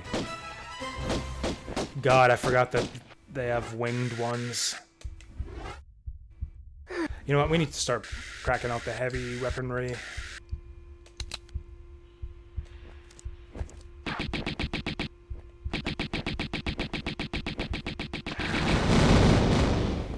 Haven't seen a Marvel movie for a while, so that's why you enjoyed it.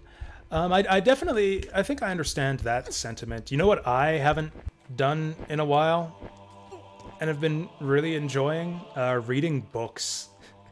I've actually done that a couple times throughout my life. I used to be like an avid, voracious even reader when I was a kid. Actually, even I guess into college, I was kind of like a bookie, a bookish person until I guess I was about halfway through college. I actually started majoring in English Lit because I really liked stuff like Shakespeare and Scottish literature, and especially 19th and 18th century novels. Dickens was my jam. I've read everything by Charles Dickens. Wicked. And then, I don't know, I kind of somehow lost interest in it, I guess, when I switched to comp sci. Turns out that I really like reading, but I hate writing, and it's kind of tough to make it through English lit in college if you hate writing. So I kind of pivoted away from that and kind of stopped reading as a consequence. And then years after that, years after that, I picked up a book for the first time. I can't remember what book it was. Oh, fuck. Okay, I'm going to have to cop to something here. Yeah, I got a book. I actually got it for Christmas. I can't remember who from. I got a copy of Atlas Shrugged for Christmas. And I'd heard a lot about it, mostly negative. So, I was curious. So I read it. And I actually really enjoyed it. I don't even know if I'd necessarily say it was a good book or that I recommend it or anything. It has most of the flaws that people say about it. Just with being like very black and white and moralistic and preachy and all of that crap. But like there's also some good drama and thought-provoking speeches. It was a good read. I thought it was reasonably well written too, but I hadn't read in a long while. I think it was mostly just that I hadn't read anything in a long time, and I'd forgotten how enjoyable it is to read. So as a result, I enjoyed Atlas Shrugged. And I'm going through that again right now. I'm trying to get back in the habit of reading. Instead of like scrolling through fucking Twitter and 4chan at work, I've been trying to get back into like reading actual books during my downtime at work. I'm going to save that. That was a very clean mummy kill right there.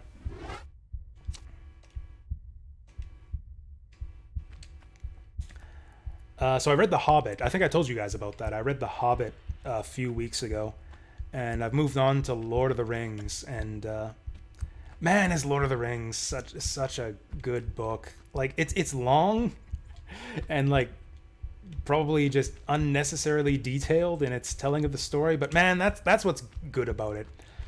Tolkien is such a good writer too. There's like just so many just interesting and just memorable turns of phrase throughout the book. It's just like I just like chuckled out.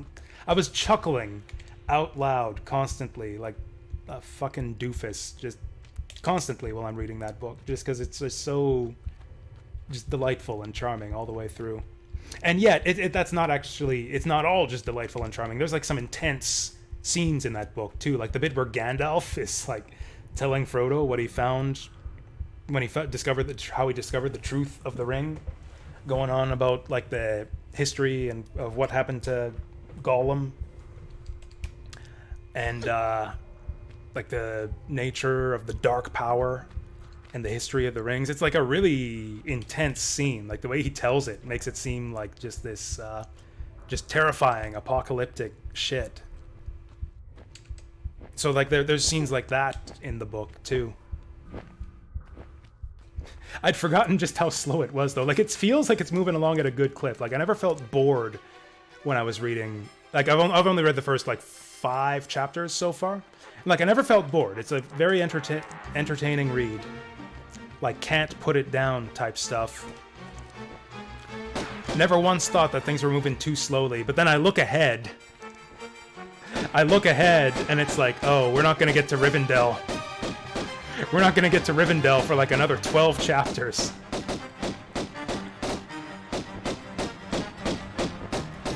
Yeah, I think you just can't backflip while you're shooting. Anyways, that's another clean kill. I'll save that. It's like, yeah, sure, we've had 5 chapters of just like traveling the road and all the fun encounters that happen along the way. And then, yeah, we'll have like 10 more chapters of that until we even get to the council and the forming of the fellowship. Like, yeah, the fellowship is formed like halfway through the first book. Are these guys just spawning infinitely? I seem to remember infinitely spawning enemies being a thing in the last level of Tomb Raider 1.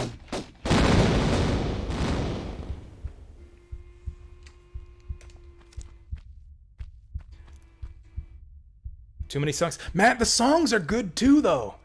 Like the songs and the poetry are actually really well. Like if you read them, like if you like read them and try to interpret them, and like they're not unnecessary. You might think like, oh, why are we having musical numbers in the middle of this epic fantasy story? Like, this is fucking dumb. This actually, there's a it's again one of those funny turns of phrase in The Hobbit. There's a bit where Bilbo was asking them, well, like, what's this journey about? Why do you guys need to go to this mountain and defeat this dragon? Like, what's the point of any of this, you dwarves? And then I think Thorin like says to Bilbo straight up, it's like, did you even listen to the song? Were you even paying attention to our song? Because they lay it out in the song. The song tells the history of like the old dwarven kingdom and how they were driven from the mountains by Smaug, and how the people are like scattered and will one day return to their homeland. Like, that's in the song that the dwarves sing at the end of the dinner party. And it's like Tolkien realized that it's like, okay, maybe people aren't necessarily going to get that that's all of what's going on in the song. So we'll explain it in plain language later on too. So then you get the scene right after with Thorin. I just thought that was really funny. When Thorin's all like, dude, did you even listen to the song? And it's like, man, that's like Tolkien talking directly to the reader.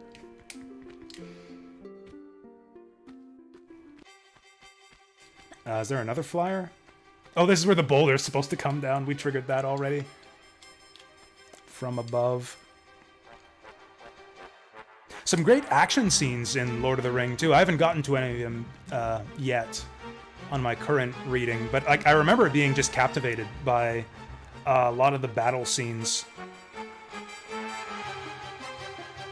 Actually, those all come across really well in the movies, actually. Like, a lot of stuff in the... Yeah, like the Battle of Helm's Deep, that's just not just a classic movie scene, but a classic like chapter in the book as well. That was my favorite. Some of my favorite chapters as a kid was the battle scenes. I think we got this guy in a good loop here. And then back away when he explodes. That was pretty clean. I'll save that too.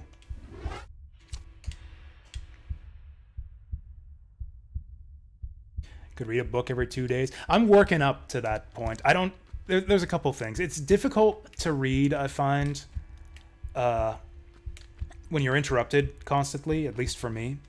Not only that, but when there's like noise and chatter all throughout the shop, I find it difficult to concentrate. That's especially a problem when I'm working with certain people who are just motor mouthing throughout the entire day, pretty much. That can be an issue. I actually had to like switch to lighter reading. Like I used to be reading like some of the heavier stuff, like the classics I used to enjoy back when I was in college. I was reading like essays by Schopenhauer. I minored in philosophy in college as well, so I used to read a lot of, especially the 18th and 19th century philosophy stuff. That stuff's like really dense though, and like because the language is kind of archaic, it's difficult to follow.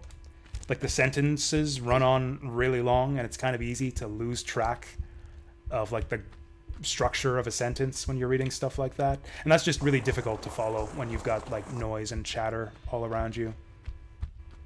Also, a lot of like old poems as well. Actually, there was one I started up that I actually really enjoyed. It was one that I hadn't read before.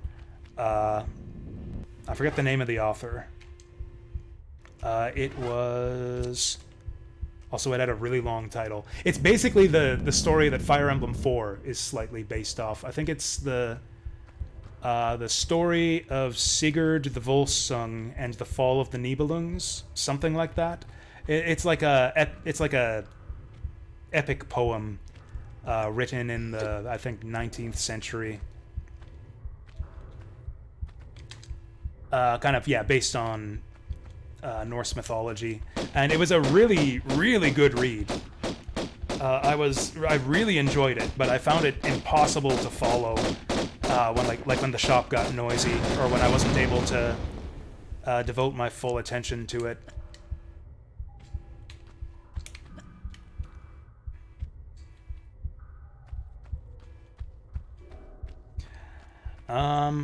Is it true that I like video games less? I mean, one thing is I think it can like help enhance your appreciation of video games. Like, here's what I say is that Shozo Kaga was on some good shit. Like, how did he make the story of how did he make the greatest story ever told in a video game? He did it by reading and being inspired by one of the greatest stories in literary history. I don't even know if that was necessarily the version that he would have been familiar with. It probably would have been like some Japanese retelling or version of the story. Like it's like a traditional story from like German, or in German, I guess, German and Norse, like old myths and whatnot. Oh boy. I hear noises. Was that a boulder that was about to kill me? Actually, one idea I had was to maybe do like a reading on stream. Just like read out loud from a book just as a stream. Just to, I don't know. Story of Sigurd the Volsung and the Fall. Yeah, by William Morris. That was the guy. Yeah, and I read up about William Morris a bit. And then coincidentally, he actually has a bit of a connection with Tolkien too. Whereas Tolkien is kind of known as like the kind of the founder or at least popularizer of like the modern fantasy genre. William Morris was kind of like a forerunner of it. Like Tolkien was inspired by William Morris. Morris was big into like that Norse mythology type stuff and wrote up like a lot of poems based on those stories. That kind of popularized them in English, which Tolkien was inspired by, and then that inspired him to then go on to write Lord of the Rings. I just thought it was kind of funny how that's all connected. I've had the idea in the past of like kind of getting into some heavier reading to kind of get a better sense, because like a lot of the guys who design a lot of and write a lot of my favorite video games are also like similarly voracious readers who like those types of stories. Like I'm sure that Hironobu Sakaguchi probably did. Actually, I think his was more Indian mythology. I think he was big into Indian mythology, which I'm not really versed in at all. But I was thinking I'd like to get into like reading a lot more of that type of stuff. The stuff that my favorite like game creators were inspired by. Kind of see where their ideas came from.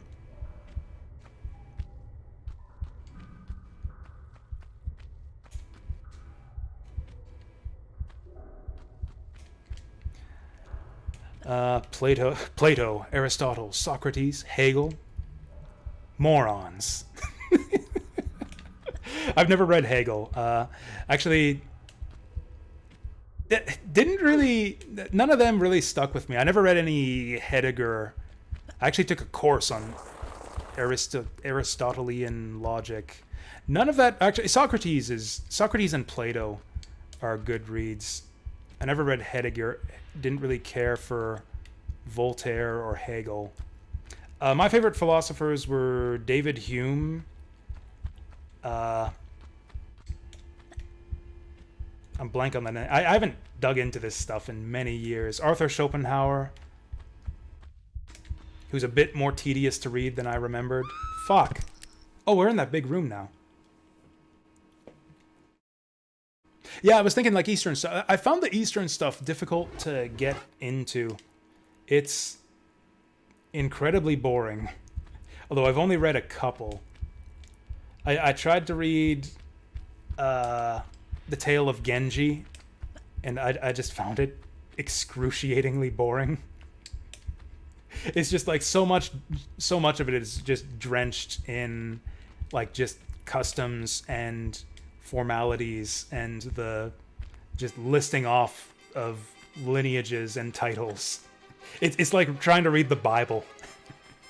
It's like trying to read the Bible from front to back. It reminded me of that type of experience. I have no idea where we're going. Suikoden's based on a story called The Water Margin, which is a classic of Chinese literature. I actually don't know anything about the original story. I know Tim Rogers is a big espouser of that one. I think he said it's his favorite story. So yeah, that would be a good one to dig into. Or at least try out. What else did I try? I tried reading The Pillow Book, which is another classic of Asian literature, supposedly. Again, excruciatingly boring. Didn't get anything out of it. I read The Book of Five Rings. That one's actually pretty much just a self-help book. It's actually, at least the translation I read, was like really straightforward and simply written, and actually did have like a lot of practical advice just for like endeavoring to study and master anything, really, not just the blade. Yeah, Book of Five Rings is actually a good read. I'd recommend it. It's really short, too. So maybe we just do a small drop down from there. I'm gonna save into a new slot here. Reason I'm doing so shitty at this game today is because I'm blabbing about nonsense while we try to play it. Can I survive this? If I do it like this, can I survive it? Nope. That feels like that was close, though. Yeah, Journey to the West and Water Margin would be two good ones to read if I'm looking to read up on like the like literary underpinnings of different video games, because there's a lot of video games based on Journey to the West, and at least a few, even apart from Suikoden, based on the Water Margin.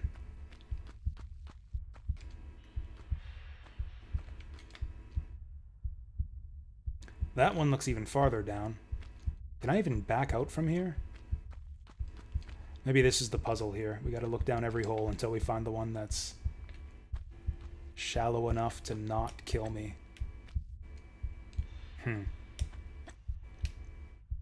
It's looking to me like we're stuck down this hole. Nope, the wood beyond the world. Also, I totally missed that quote. The wood beyond the world is considered to have heavily influenced C.S. Lewis's Narnia series, while Tolkien was inspired by Morris's reconstruction of early Germanic life in the House of the Wolfings and Roots of the Mountains. Yeah, I feel like I need to read more William Morris once I'm done with the story of Sigurd. I don't know when I'm going to find time to read it, since I can't really read it at work, like I said. I guess I could just wait for a quiet day. I was actually planning on reading more of it today, because I thought, like, oh, Canada Day weekend, it'll be a slow day at work, but it was actually really busy. Reading to make my own video. So actually, in fact, so my favorite classical like story, and by classic, I guess could clarify that to mean like the kind of story that's sort of persisted through the ages and has been like told and retold over and over again. My favorite story of that nature is the story of Faust. And I actually did have a couple ideas for video games, specifically like RPG stories based on the Faustian legend. I had an idea for an SRPG sort of based on that story.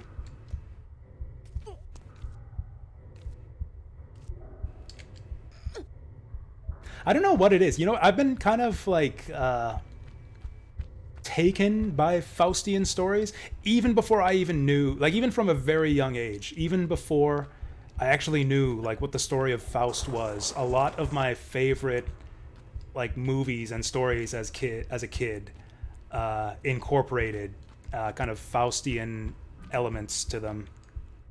One of the earliest examples I can remember actually is like when I was really, really young. One of the Care Bears movies actually has like a Faustian figure who, or I guess Mephistophelian figure, who promises power to like this loser chick who becomes like super athletic and awesome and popular as a result. But it is kind of loses her soul in the process. Kind of dark shit for Care Bears, but yeah, I think it was like one of the Care Bears movies had a plot like that. And as a kid, I really liked it. I watched that movie a bunch of times. I have no idea how to get the fuck out of this hole. I would make a fucking Faustian bargain with fucking Darkheart to get the fuck out of this stupid hole. Maybe these walls up here do something? Oh, I might be able to jump over that. Or climb over this. Or not. I mean, I'm sure I'm in the right place because I can't get out of here. I mean, it's not like I'm playing Tomb Raider 4 where they stick you in places that you can't get out of and then you save and soft lock your game. It's not like we're playing a game like that. So I'm sure there's a way out of here. I feel like we need to get down that hole somehow. Can I maybe jump? Whoops. Can I maybe jump diagonally across that slope?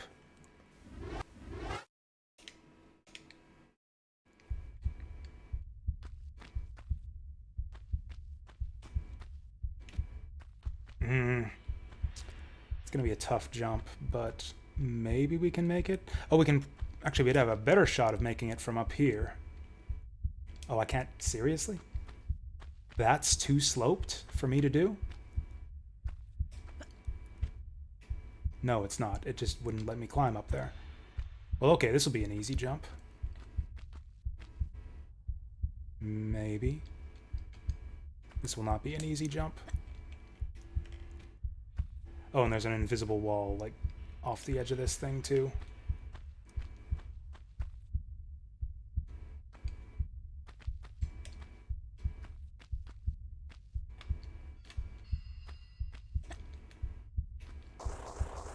Damn it, if only I could jump up this hill just a little bit.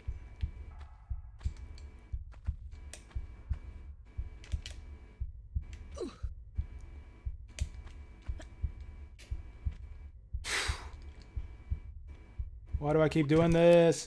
Oh, that... we landed on the top platform that time. That didn't even look like she fell that far. I feel like we should have survived that.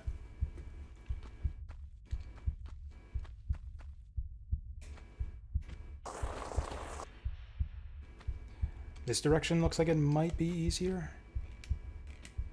No, there's like an invisible wall keeping us out of there. Can I shoot this?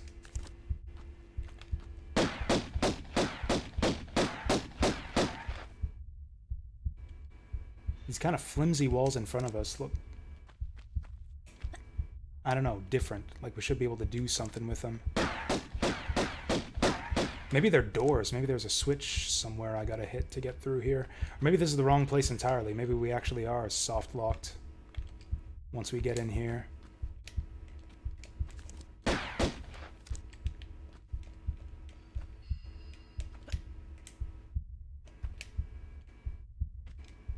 Or maybe I can climb... I was thinking I could ledge grab onto this, but this doesn't even exist.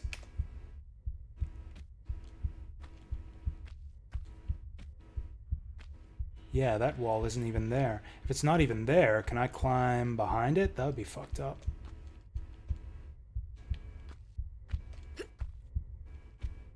Okay. I don't think this is the way you're supposed to do it. That's so jank, I feel like we'd eventually clip through this if I just keep on trying it. I don't think that's the way, though.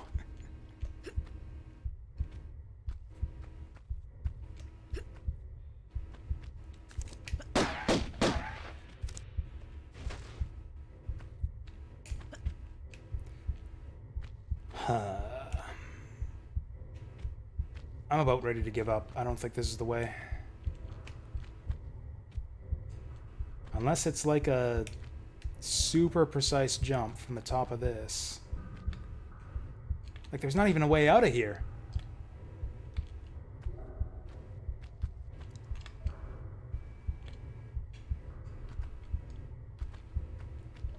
Also, the camera is freaking impossible to deal with when you're jumping from the top of that thing.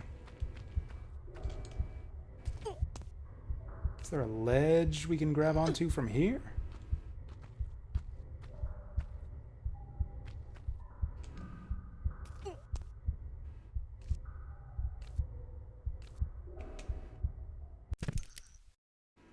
That does not look like it goes down very far at all. Do I just not have enough health to survive?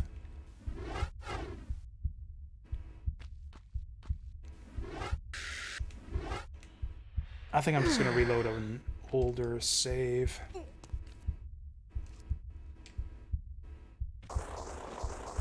Yeah, that's it. That's it. We just needed more health. I lost like half my health on that drop. Yeah, we just needed to heal. Well, that was stupid. Not a fan of that trick right there. There's demons inside these green balls.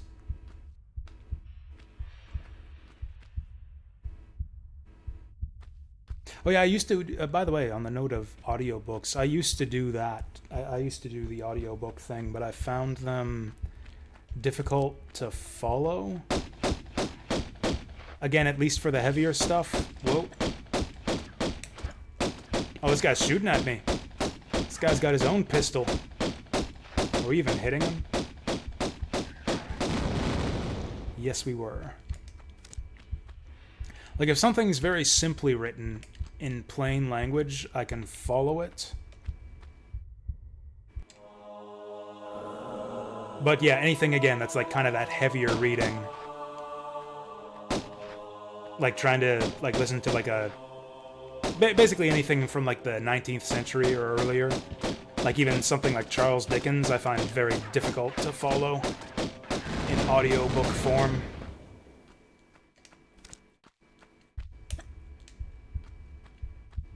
Maybe that's just me, though.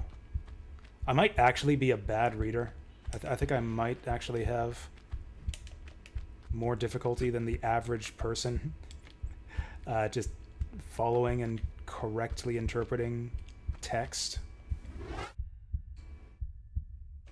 Or even just spoken word. English in general, really.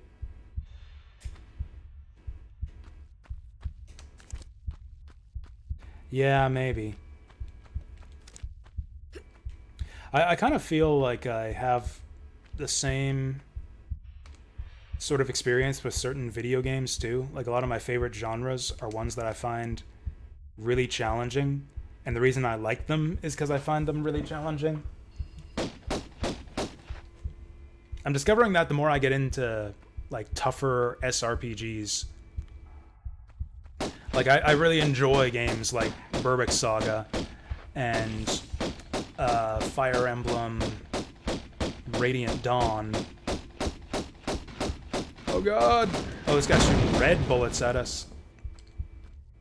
But I feel like I'm like really, really terrible at them. Like even more so than like the average SRPG enjoyer.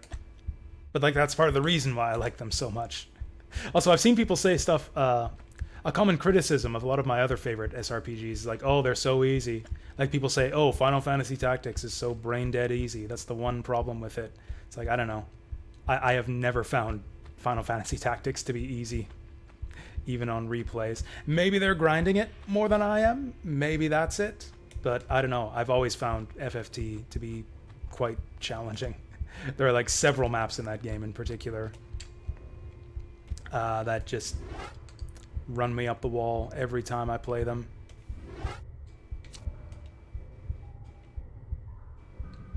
So maybe it's the same with reading. Maybe the reason I like reading books so much is because I'm so bad at it. Oh, fuck. Someone's shooting. Actually, that's probably an arrow trap.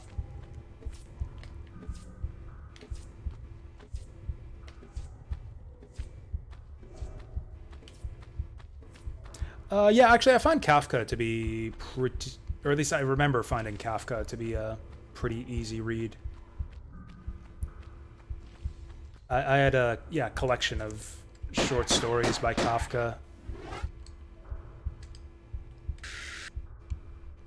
that I read back in college. I also read The Metamorphosis in high school. That one actually kind of fucked me up for a little bit after I read it. It's actually kind of some heavy reading. Like, just emotionally. Like, the language is very simple to follow. Like, it's not a complex, like, linguistically or anything. I think anyone could read the Metamorphosis, but it's gut-wrenching. Can we shoot this guy through the window here? Doesn't look like it.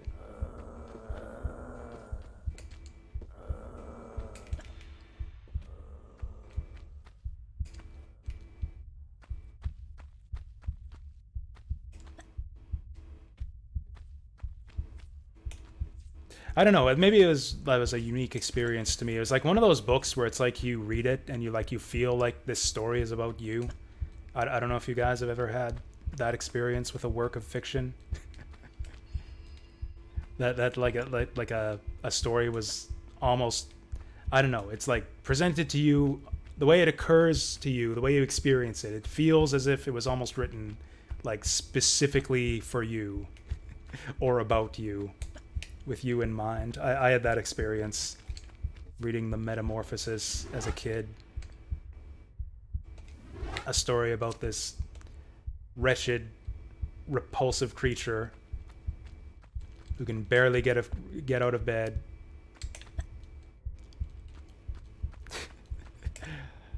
Crawls around and hides in darkness and is a burden on a grotesque burden on his family and everyone around him. Repulsive to all. That's pretty much what I felt like. Pretty much my experience in high school at the time that I read The Metamorphosis.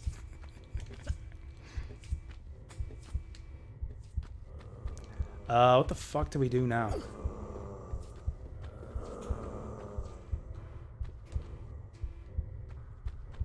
Are these lava walls gonna burn me?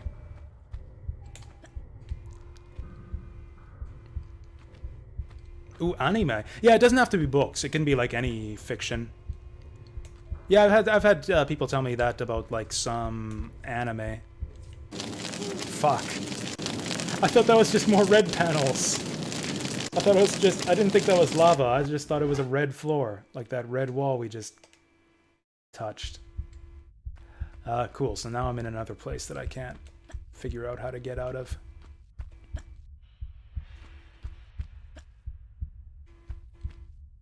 It's funny because I see people say that kind of stuff about anime characters that I really dislike.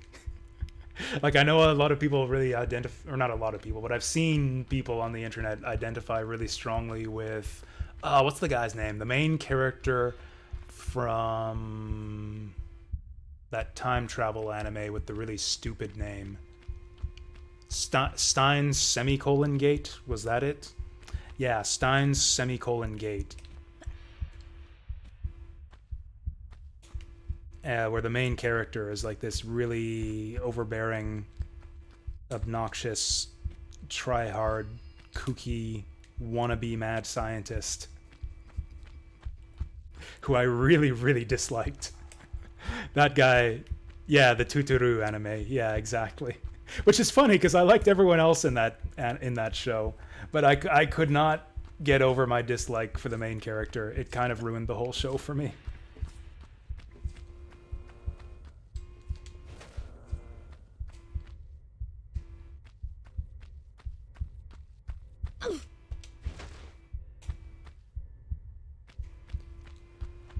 This room appears to have no purpose.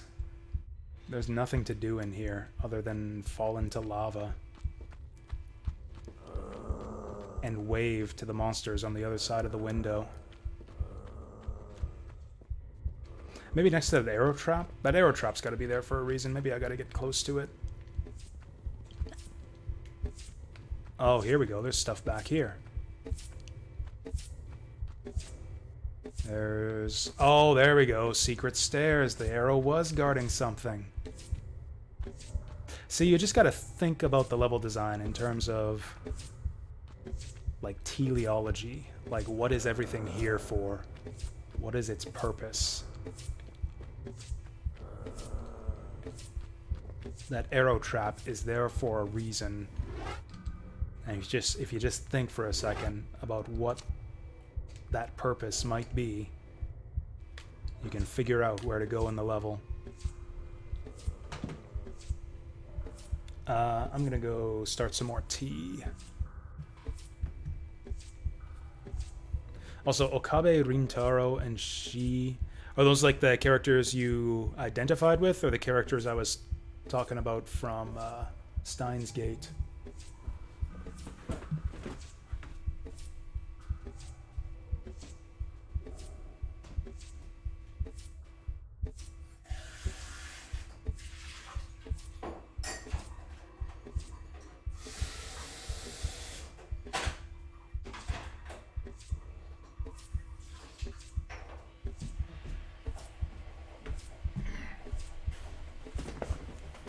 Oh, that's the mad scientist guy and the Tutoru girl. Okay. He doesn't go by Okabe, doesn't he? He insists that people call him, like, Hyoma something or other.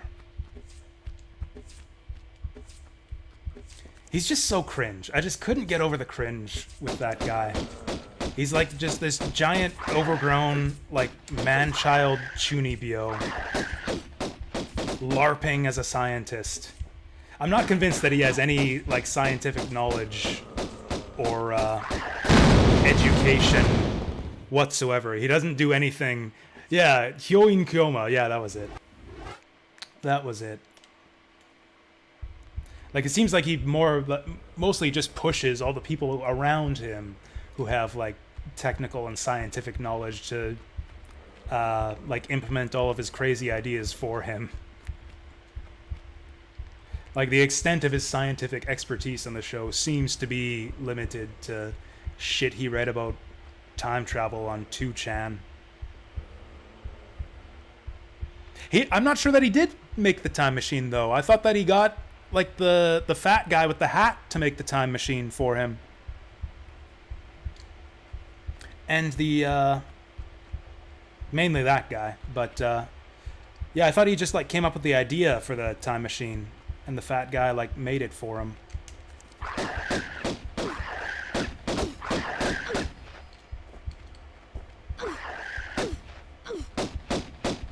Also, again, wasn't he, like, just implementing the principles that he picked up from, like, this 2chan guy?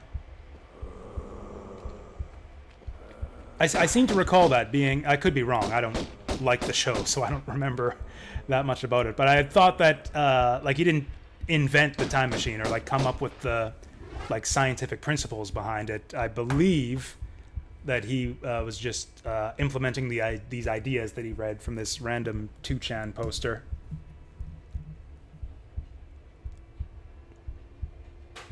Yeah, John Titor, that was the guy. Yeah. I'll be right back.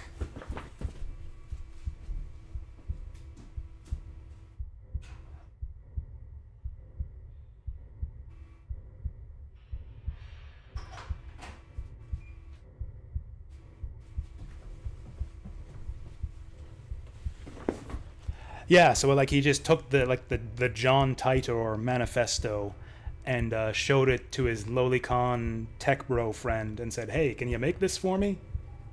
That was the impression I got from like the way it was presented on the show, at least. Could have been something lost in translation. Like it's based on a visual novel, which I know is very highly regarded. So maybe there's some stuff from the visual novel that's missing from the anime.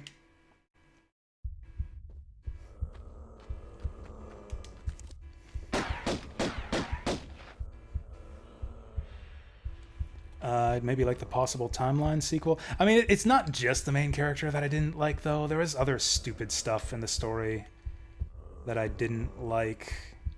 Just, I don't know. I thought like the drama, it felt like... I don't know, the drama felt a bit overwrought at times. Like they're just making bad stuff happen. It's like, what's the word? Misery porn? It kind of started to feel like beyond a certain point. Where just bad things are arbitrarily happening to people just to cause drama and create feelings in the viewer. Also, there was dumb story shit. Like, what was it? Where they send the message back in time to tell the dude's mom to, what is it, eat more vegetables or something so that he'll be born a girl. Wasn't that fucking stupid? Was I the only person who thought that was fucking stupid?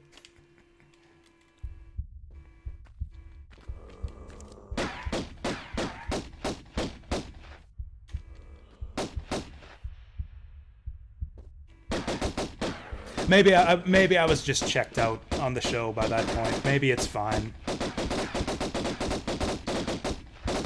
Get back here. Oh, we got the fast guns now. That's why he's running away from me.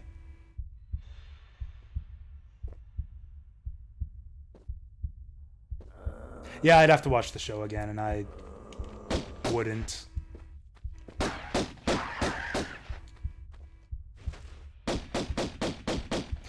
Yeah, that's fair. I didn't really know what to expect either. I actually... This is actually what made me feel kind of bad. I actually watched it. I actually watched it on the specific recommendation of one of my viewers years ago, who seemed to have very different taste in just fiction than I do. He really liked the stories of games like what was it? The Talos Principle, was that what it was called? Talos something or other. He really liked like the story and the computer terminals in that game, which I didn't really care for when I played it.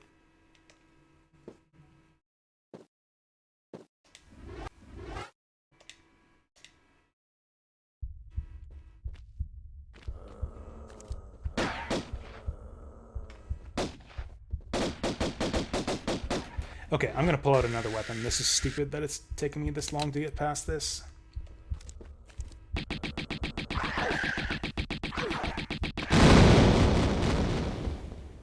We live! I'm gonna take the win here. We have several large medkits now. So I tried to go in with an open mind, actually. Like, I wasn't thinking it was gonna be the greatest anime ever. I thought I tried to go into it with an open mind.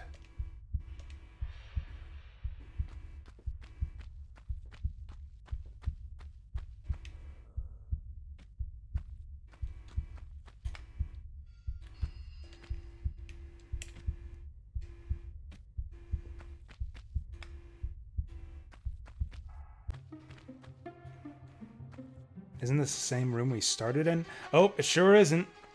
Okay, we're gonna need a good weapon here. Oh yeah, 40 shotgun shells. Let's start using those. Actually, fuck that. Let's get up here so where these guys can't get me. Oh, they're not even alive yet. They're waiting for me.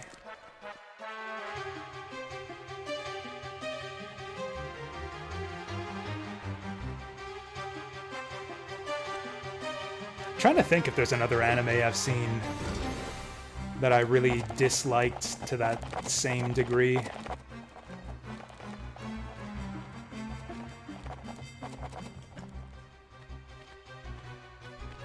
Actually, I just thought of another anime that I really liked. Going back to the topic of like characters that you identify with really strongly in anime, one of my favorites, who I don't know, feel is like a person after my own heart, like someone who like I really strongly identify with. Like it's like, oh, this is like Jasu. This is like a Jasu character right here, at least like on the inside. Like Jasu's heart laid bare was Reki from Haibane Renmei. That's actually like just about the only anything that gets me to cry consistently when I see the ending of that. ReZero. Pretty much, actually, you know what? Yeah, pretty much anything with punctuation in the title. Anything with a colon or a semicolon. Or nonsensical non-words in the title. I'm almost definitely going to dislike. Re:Zero. I fucking hate that show just reading the title.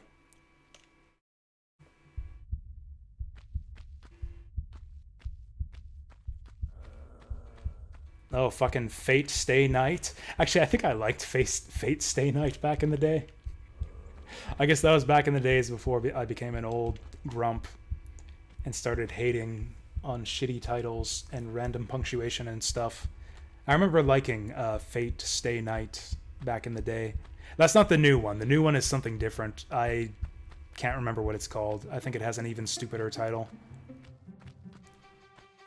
Oh, ReZero? I don't even know what ReZero is. It's another time travel thing? Ugh.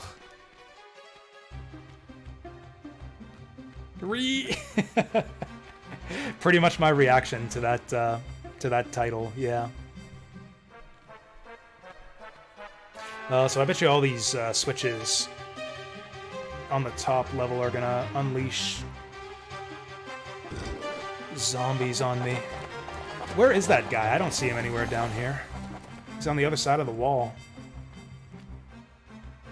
Isekai time travel. Oh boy, my two favorite things in anime.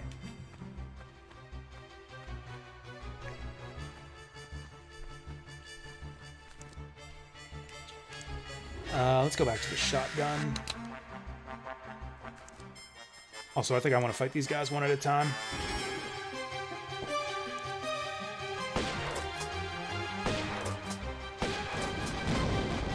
Got him.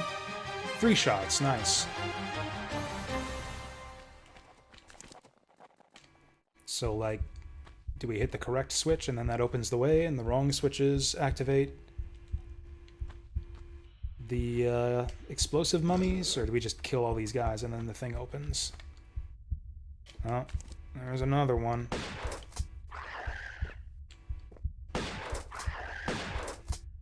Oh, I missed one.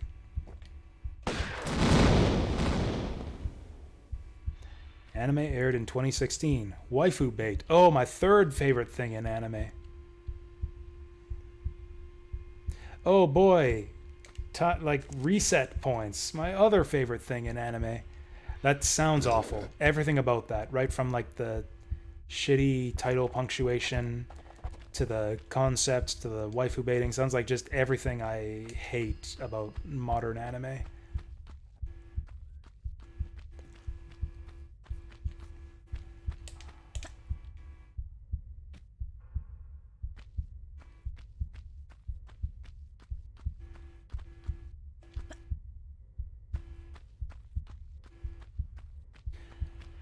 Man, I haven't really watched anything lately. Pretty much if I'm like doing stuff, like just sitting and watching stuff, it's gonna be YouTube or Twitch. Mostly Twitch these days. Actually, that reminds me, I saw Toya finished that Mary Skelter game today. I didn't see him finish it, but I saw that he finished it. You know what's really cool? You know, he spent like hundreds of hours on that game. You know what's really cool? Like what Toya moved on to after he finished, like his 200+ hour playthrough of Mary Skelter Finale. You know what he's playing now after Mary Skelter Finale? He's playing Mary Skelter Finale again. He's doing like the new game plus hard mode. I was like kind of confused at first when I saw the stream, because the stream title said, "Oh, the end. This is the end of the game." And I tuned in, and his characters are he has like 2 characters in his party, and they're at level 2. And I'm like, what the heck's going on here? And then I heard him talk, and it's like, oh, this is like the new game cycle on the hard mode.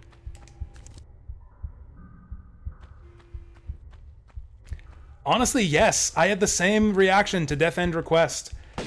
I was so angry at Saturn Meteor for nominating that game, even before I knew what it was. Even when I just saw the name for like, yeah, Viewer's Choice Redemption, Death End Request. I saw that semicolon, and I was like, what the fuck is this shit? What the fuck are you putting on my channel? And as usual, I was kind of right. I was kind of correct in my suspicions. It was actually a pretty interesting game. I wouldn't go so far as to say it's good, or that I'd want to play more of it. But it's actually a really interesting concept. The whole like trapped inside a video game, or no, your coworker is trapped inside the video game, and you've got to guide her out by like hacking the game mechanics.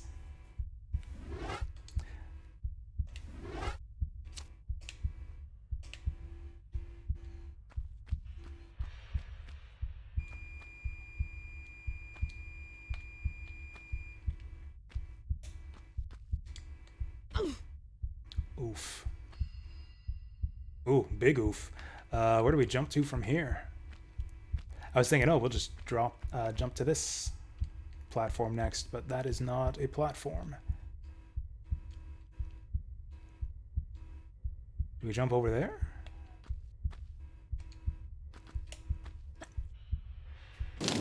Nope.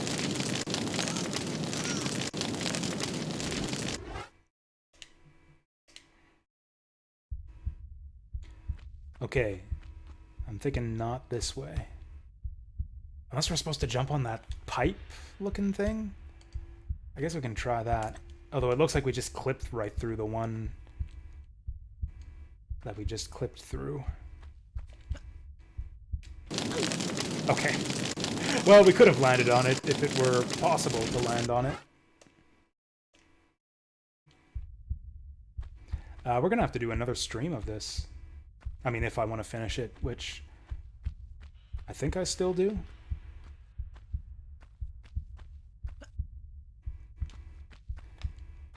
I somehow had the notion that we were almost done, but yeah, we're only like halfway done. I guess that's not a huge amount of time. It took us like, what, 4 hours to get through those first 2 levels? Then we got 2 more. I could do another evening stream to finish this up. I really like Tomb Raider. We're gonna have to play Tomb Raider 2 at some point. I'm like craving more Tomb Raiders still. We were just in here. Did I go the right way?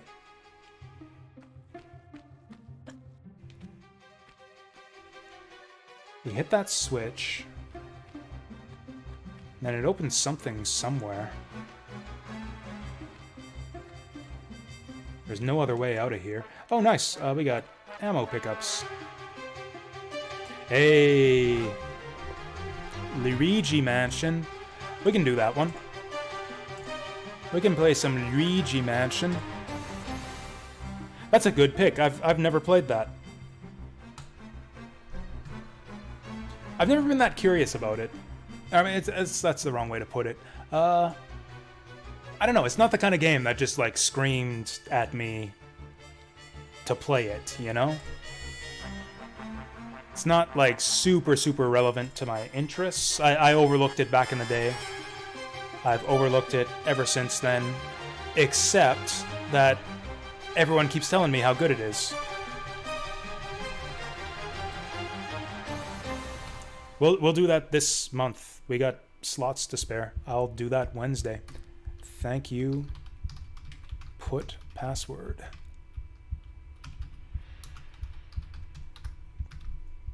Yeah, it's not that. In fact, I think I might even have it downloaded for Dolphin. I think I might actually have it on my computer already. Oh, also, I was talking about the animated wall textures earlier, and how that running cat was the first one in the game. So that's obviously wrong. We had the pulsating walls. Oh, fuck. That was not worth it. That was not worth it! You know what? Yeah, just kill me. I deserve this.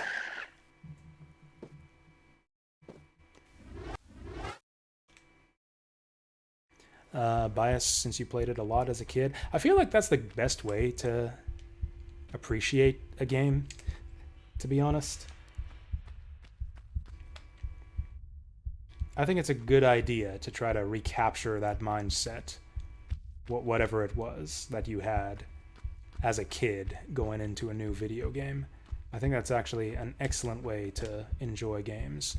Whatever that mindset is, I feel like that's, I don't know, a bit of a mystery for me, trying to figure out exactly what that approach is that helps us enjoy all these old games so much as young'uns.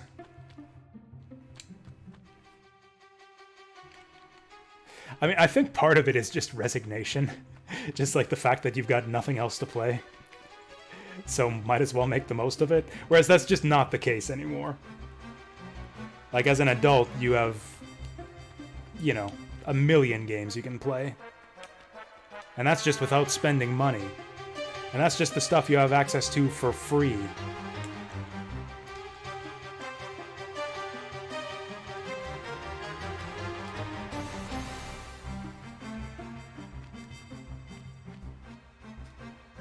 So I guess it's actually impossible to recapture that mindset. I do think, though, like, the more you stick with a game and give it a chance and make your best effort to learn how to play it correctly, like, the more you'll enjoy it. Okay, there's this thing people talk about online a lot that drives me crazy. You know the whole, like, you're playing it wrong thing? I see people meme about that on Twitter. People will say, like, oh, well, will people actually say this, like, literally in these words? I feel like I've seen a lot of people literally say it's not possible to play a game wrong, or, like, if a game can't accommodate the way I want to play it, then that's a problem with the game, not a problem with me. Like, basically, anytime I have a problem with a game, the problem is always with the game, not with me or with the way I'm playing it. And I feel like that is the exact opposite approach that you want to take if you're trying to enjoy a video game. I think that is exactly backwards of the way that you should be making efforts to enjoy your video games. I mean, apart from the fact that it's just, like, patently stupid on its face. Like, it's impossible to design a game that accommodates all play styles. It's like, what the heck? I just want to warp to the end of this level by clipping through this wall. Why won't the game let me fly through the walls to the exit? This game is broken. It's not accommodating the play style that I want to make to it. Like, that's obviously stupid. Like, the game devs have a particular experience in mind, and you can, you know, make your best effort to roll with it, or you can go play something else. But, like, I just think it's stupid and selfish, and I'd say childish, but even children don't think this way, but I'll say childish to expect that, like, every game should just play itself, or, like exactly cater itself to your whims and desires. Like, yeah, that's beyond childish. Like, not even children approach video games that way.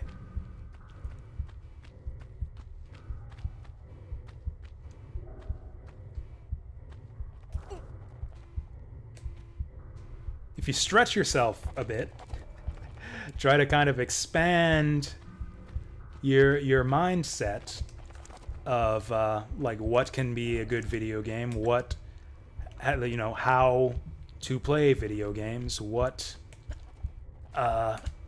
approach you can take to a video game, be open to the types of experiences a game might have for you. You might, like, actually expand your tastes and, like, expand your repertoire of, like, how you're able to enjoy video games. There's limits to it, of course. Like, some games kind of make that impossible. Or at least, you know, impossible for me. Maybe other people like them. Oh, this is that arrow trap room again. We shut off that arrow trap by hitting that switch. Maybe there's something else up here.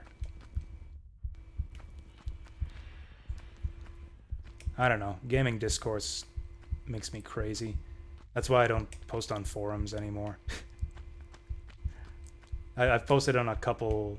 I've, like, been a member of a couple different video game discussion forums in the past, and I just hate all the people there. I don't know, it just seems impossible to have an honest conversation with everyone. Everyone's always trying to... Like, everything devolves into an argument. Like, everyone's got to prove that they have the right opinion and that you're wrong for liking this game. that their tastes are objectively superior. I don't know, there's just so much unwarranted condescension and hostility.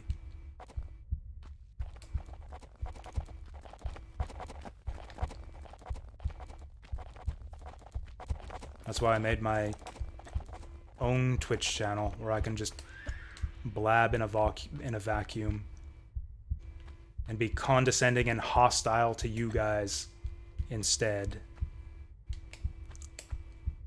And nobody gets to talk back. Oh, the arrow trap restarted.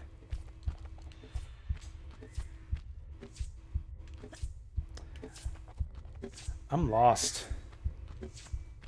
Once again, I kind of wish I could repress that switch so it could show me where that door was that got opened again.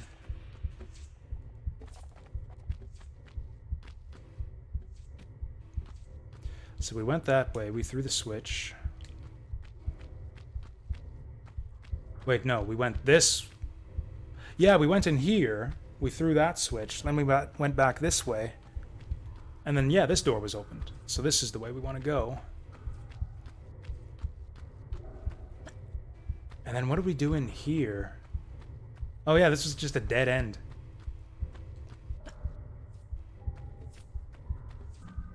Ain't nothing going on in here.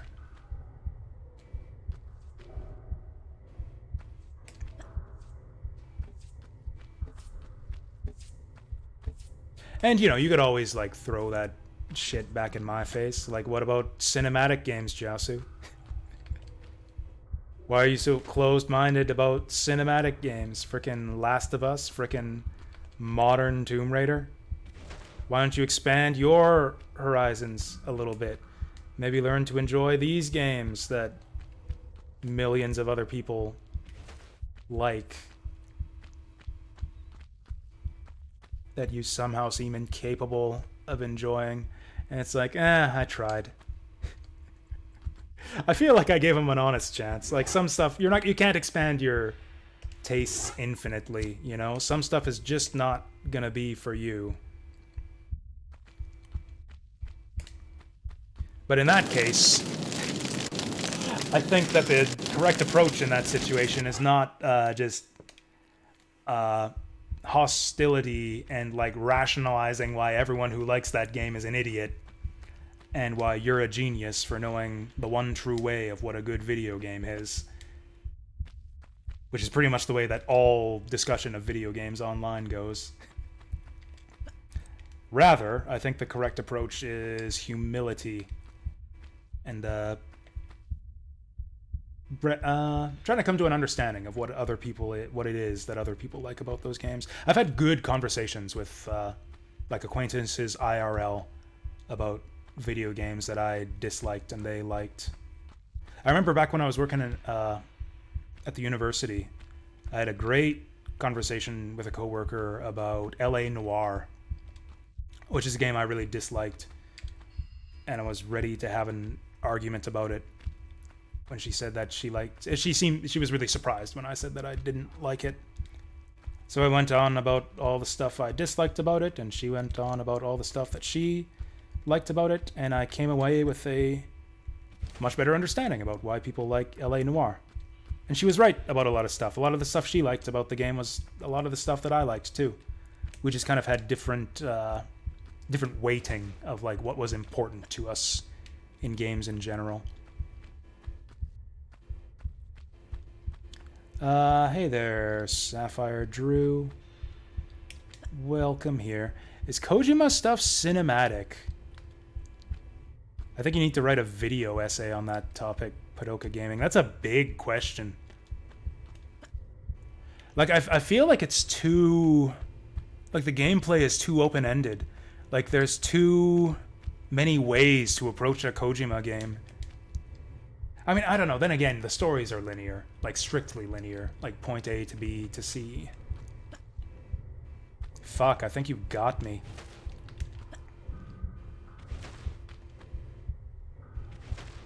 You know, maybe I do like cinematic games. Maybe it's just that Kojima's the only one who knows how to make good ones. There are some genres like that, actually. Like, some of my favorite games are like open world RPGs, like The Witcher, Dragon's Dogma, Elden Ring, and like those are the only ones that I like. Like, I don't really like Skyrim or Oblivion, or what other ones have I tried? Oh, that kind of crappy one that people keep on insisting is good. There's like 4 of them. I forget what it's called. It's like, I don't really like open world RPGs except for the ones that are good. Maybe I'm the same way with cinematic games. I really don't like cinematic games except for the ones that are good.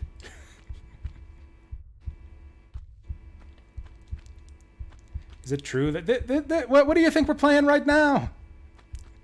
What do you think we're playing right now? I hate American games. Oh, wait, no, are these, actually, I don't even know. Lara is British, but is core design British? I actually have no idea. I actually have no idea if the developers of the Tomb Raider games are British or not. I am missing something about this hallway right here. Like, this is the dead end. This is the place we cannot progress further down.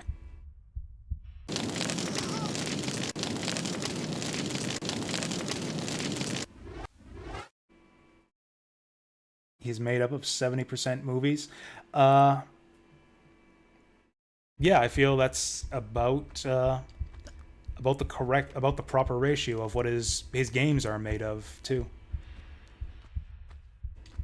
Headquartered in Derby, England. There you go. We have gotten nothing in this room yet. We just opened it up, and there's nothing here. This has got to be the way. There's got to be something here we're missing.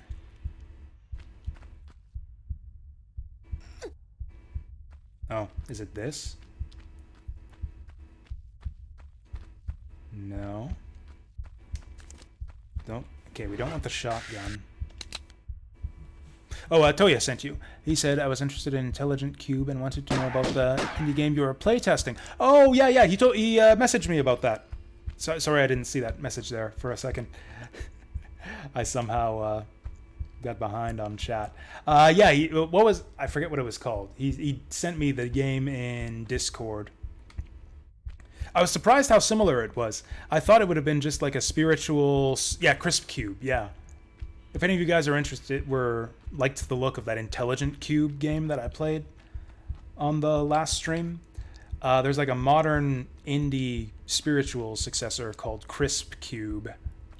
I say spiritual successor, but it as far as I could tell, it's basically the same game, like in terms of the mechanics, where you're like laying down the cube trap to pop the cubes and set off the chain reactions with the green cubes.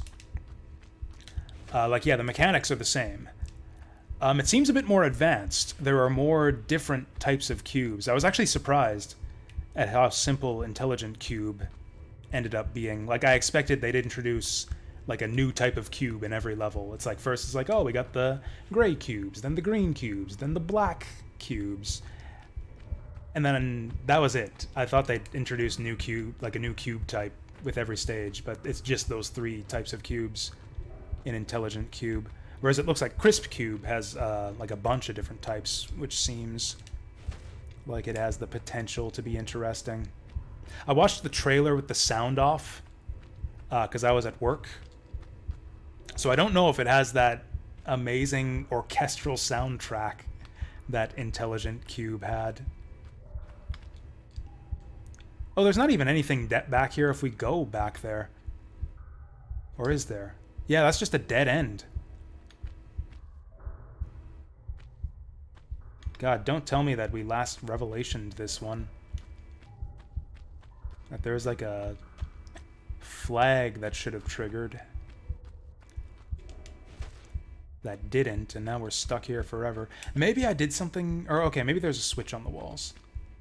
Check the walls. I mean, I guess we killed a couple enemies here. Maybe that triggered something.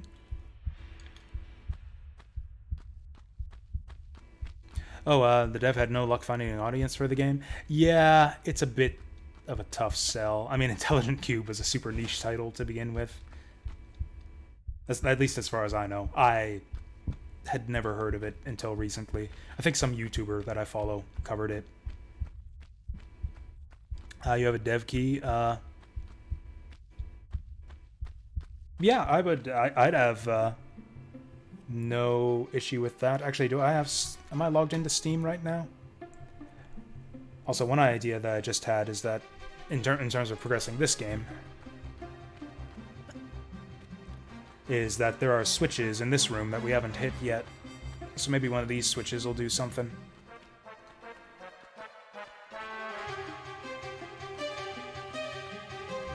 Oh yeah, we got a couple switches here. Awesome. So I guess we have a reason to go back to that room now, even though it didn't look like anything happened. Okay, and that's just the mummy switch for the other mummy we killed already. Oh, never mind. We didn't kill him. Good stuff. Okay. Gonna need the shotgun for this.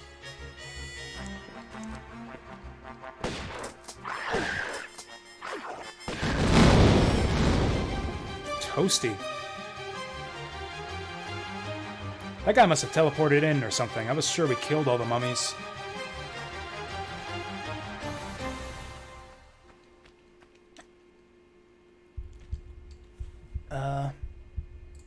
Yeah, I was just gonna find the... I mean, I guess it's not that difficult for you guys to just... search for Crisp Cube on Steam if you're really interested. But I don't know, maybe you're lazy like me and you just absolutely will not check anything out unless someone pastes the link into chat for you. I legit do that. Like, I don't search out stuff that people suggest on stream, but if someone posts a link, yeah, I'll just click that shit just to have a look.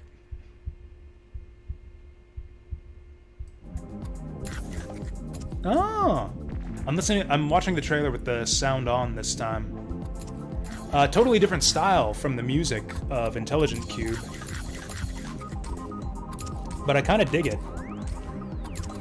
It's like totally... These levels are way bigger and more complex than anything I saw in an Intelligent Cube also. I mean, maybe Intelligent Cube gets tougher and more complicated as you go through it. I only made it to like stage 3.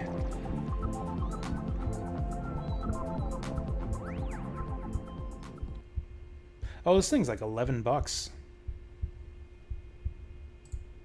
Oh, I see you have whispered me the thing already. Okay, I'll activate that. Thanks a bunch. Yeah, I will. Oh, it says it's a duplicate. Oh, I have another whisper. It's the same. Whoa. Oh, yeah, they're both, yeah. Yeah, it says it's a duplicate key.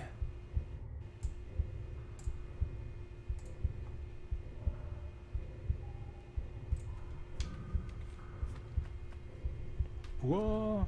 Oh, hey, we let loose that centaur guy. I feel like we need to figure out how to get into his room.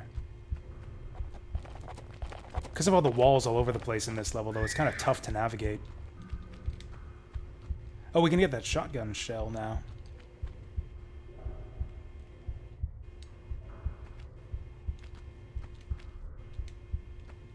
Oh yeah, I would second the recommendation of It'll Do as well. I really, really enjoyed both those games, actually. It's actually tough for me to say which one I liked better, It'll Do 1 or 2. I feel like 1 maybe had better puzzles. But It'll 2 has like just so much more meat to it. Like It'll Do 1 was like very compact. Like quite short. Not a lot of dungeons. But the quality of those dungeons and the puzzles and everything were quite high. It'll Do 2, there was like way more stuff to do.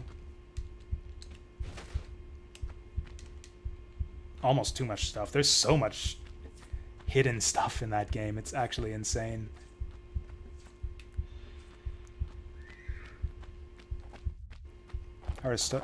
Whoa! Where is that centaur? He's down on the bottom level. How do we get down there?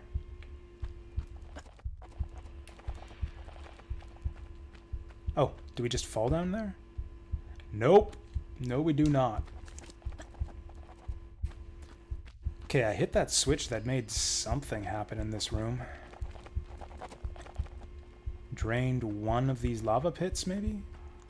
Or maybe I go down one of these other tunnels to do something else in this area.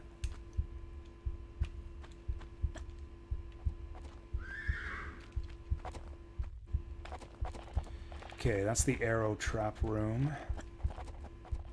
We just came out of there. Oh, that's right. I think when we first entered this room, we dropped down from above. Which means I don't think we've gone down this tunnel yet. In fact, this might have been closed the first time we came through here. Okay, this is something.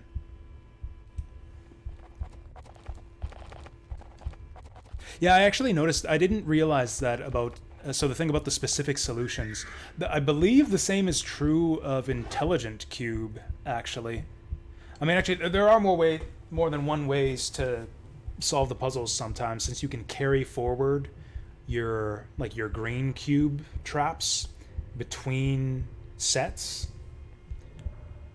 between puzzle rows, if that puzzles, if that makes any sense. But like, if you actually sit back and examine them, every puzzle, there's like a, I didn't notice this when I played it on stream, but I played a bit more of it off stream. There's like a limit to how many moves the game wants you to make, like a par basically, that the game wants you to meet to get a bonus score. I don't think I ever got it when I was playing on stream, but you get like a big perfect bonus if you clear each set in a certain number of moves. And like, if you examine the sets, yeah, they all have a specific solution for you to get it in exactly that number of moves. I didn't even realize that when I was playing it on stream, but I noticed it when I was playing off stream. Nice. He didn't even explode on me. I think he might have fallen in the lava. Oh, we need to heal. Okay, I'll try the other key.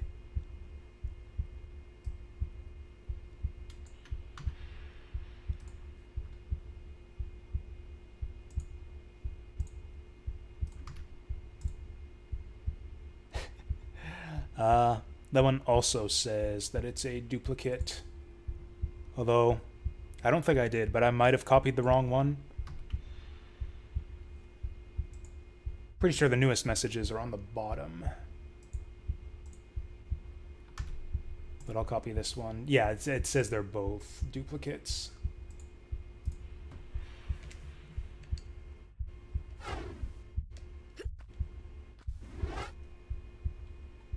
I mean, it's fine. I will probably pick it up of my own volition at some point, since it looks kind of cool.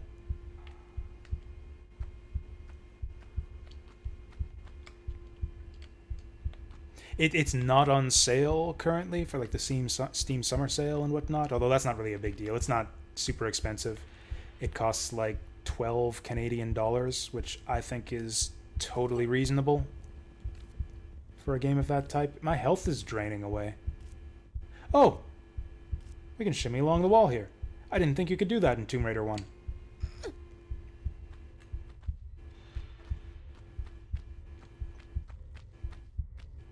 Well, here we are. That didn't help us at all. That didn't help us at all. We're just still in the same spot we were before. Oh. Oh! What about this?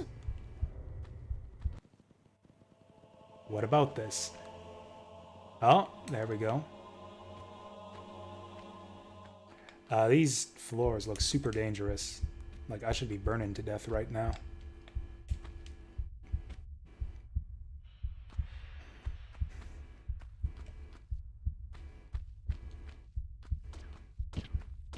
Oh, I'm being shot. Oh, I'm being shot by a dude. I thought that was an arrow trap.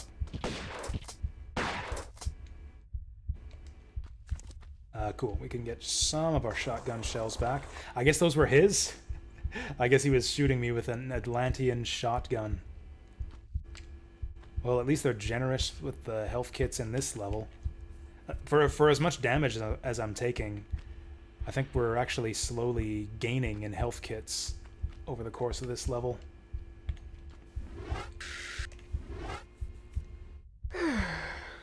Does anyone here have a spare Vegas key? Imagine not pirating Sony Vegas. Imagine. I mean, I guess if you're, you know, not poor or something, I guess that would be a reasonable thing to do. Sadly, I don't. I don't have a spare Vegas key.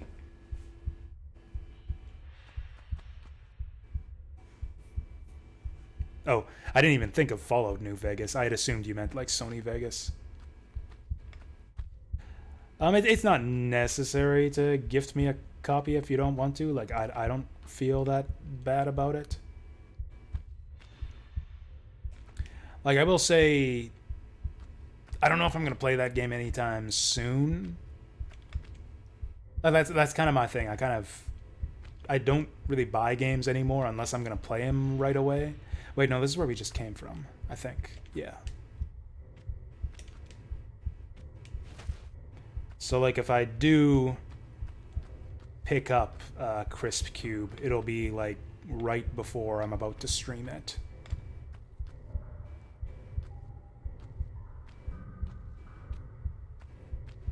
Whereas if it's in the gift box already, that is often sufficient to guilt me into streaming a game right away. Often, but not always. We got a pretty full gift box already. Actually, since we got an extra slot for Viewer's Choice this month, I could do it for Viewer's Choice, just for the heck of it. I think we've got multiple open slots this month. I think we just need to go this way. I haven't gone this way. Hey, Choops! He's crunking out. I'm crunking in. No, he's crunking in, I'm crunking out. I don't know. I don't know how crunks work, to be honest. Choops is the crunk master. Ask him about it. Other than that, thank you so much for the resub. And for crunking, I guess. So that we don't have to. I don't know why these arrow traps crack me up so much. Maybe it's the smoke effect. Why is there smoke? I guess they're steam-propelled arrow traps.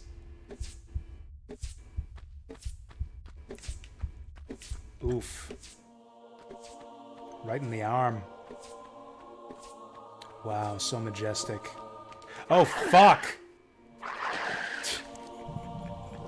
That's just constantly in these fucking Atlantis levels. I hate it. I mean, I actually love it, but I hate it. This is the Halo theme song. Tomb Raider did it first. Can you imagine Tomb Raider as an FPS? That would actually be amazing. That would be like basically Kingsfield if they did that, which they did. I mean, Core Design didn't. Oh, what if Core Design made a Kingsfield game? Shit, that makes me sad actually. Just makes me sad in general that Core Design isn't making Tomb Raider anymore. Are they making anything? I think they just went out of business after IDOS stole Tomb Raider from them. So now they're just vanishing instead of exploding. I guess I'm cool with that.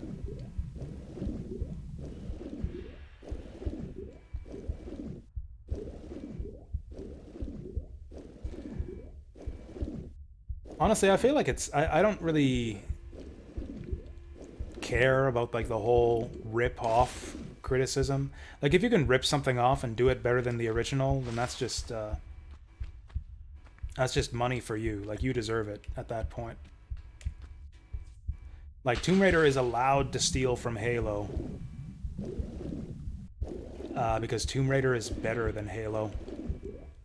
That's why Shozo Kaga is allowed to steal from Fire Emblem in Tear Saga and Berwick Saga. Because he's better than Fire Emblem. Therefore, he's allowed to steal from them.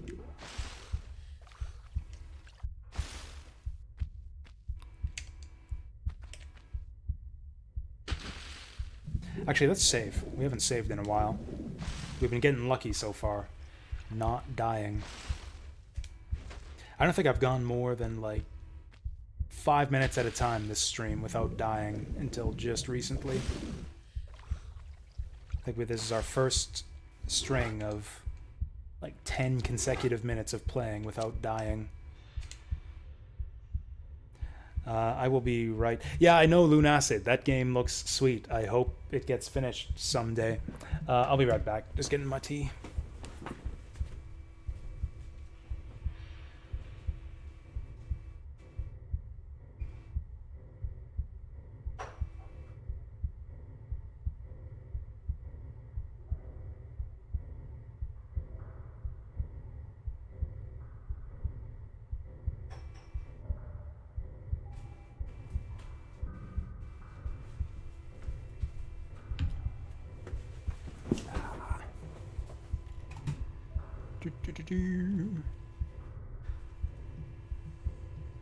Oh, and can you do a second hour of Luigi's Mansion? Yes. Absolutely. Just, yeah, honestly, just nominate whatever you guys want. I'll figure it out. I'll decide what goes where.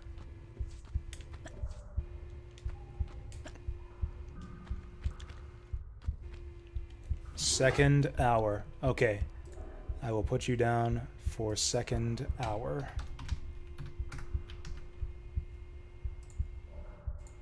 Pikmin 4? Okay. I was nervous for a second because I thought that might have been an official nomination, but nah, it's just Choops. Just Choops' nonsense, so we're fine.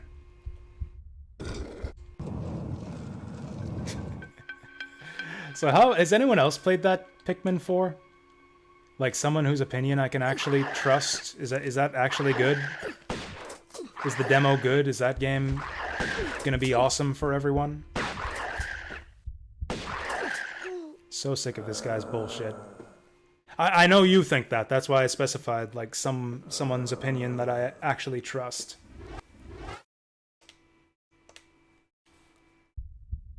Oh, okay, we got a third key.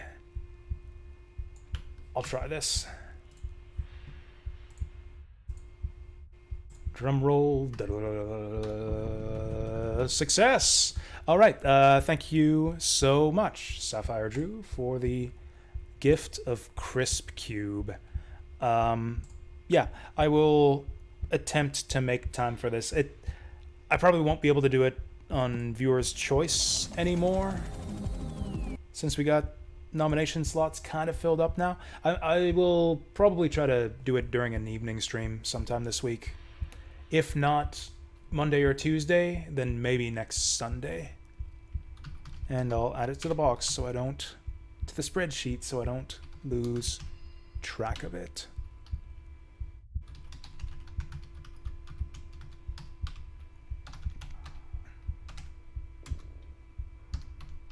There we go.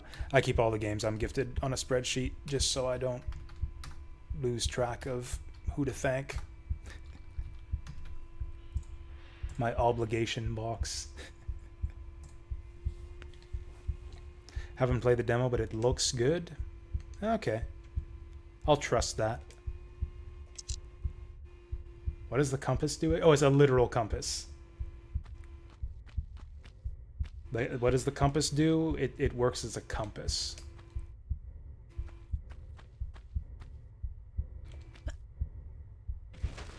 Do we want to search in the water?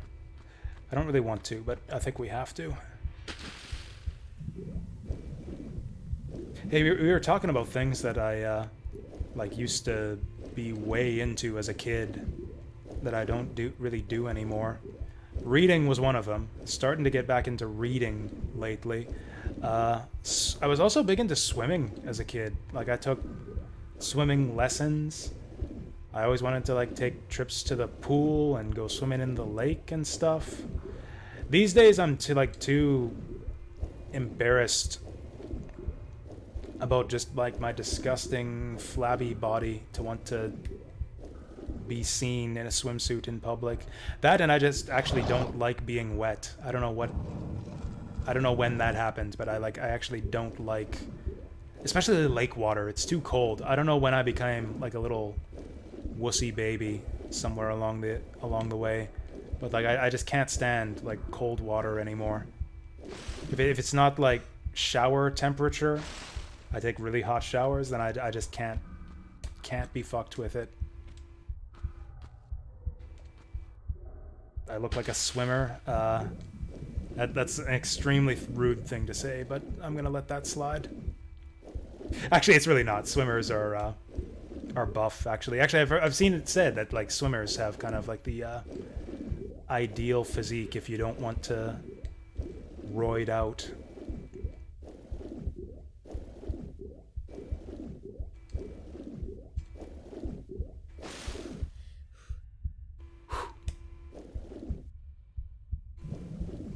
Lara is a strong swimmer, apparently. I guess you could say she's got a swimmer's physique. Yeah, that's what I want to look like. We hit 2 switches and fucking nothing happened. Oh, way past your bedtime. Honestly, mine too, but I want to make more progress in this game, so we'll stay up a little bit later. Also, I made tea already, so, you know, gotta finish that. I don't think this was here before. Oh, wait, yeah, this opened up. I remember, we saw this opened up. Okay, we gotta open the other one up. Oh, God. Where's the surface? There it is.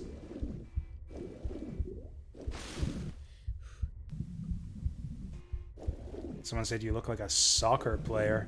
I don't even know what a soccer player looks like. I honestly don't think I've ever seen a soccer player. Like, I can't even picture one in my head.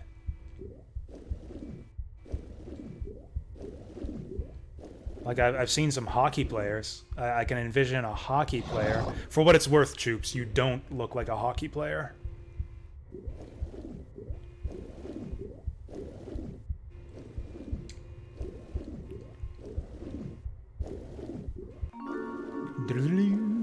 Oh damn, this is a stash right here.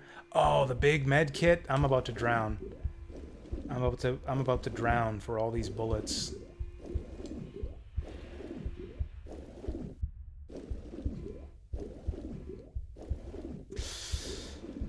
Almost did. Almost did drown. You're on Vegas 13. Dude, I'm on like Vegas 20. I'm like on Vegas 2020. I've actually never used any proper video editing software in my life. You know what I use? What was it called? There was this, way back in the day, back when like Let's Plays and like races and stuff were big on Something Awful. Back when like Something Awful was the place to go for like Let's Play content. There was like a scripting language they recommended. It's like you would write a script that would like give it the number of the frames where you want to make the cuts and stuff. It was like a little functional like programming language. There were like little functions you would run to do like certain types of transitions, and you would like input the parameters for like the start and end frames and stuff, and like do your video editing like that. That's what they fucking recommended. And that's what I used to do for my video Let's Plays on YouTube. I forget the name of the language though. I forget the name of the the thing. I don't even remember how to do it anymore. I probably still have the files somewhere for those old Let's Plays. Someone's trying to shoot me. Oh, this is where we came from.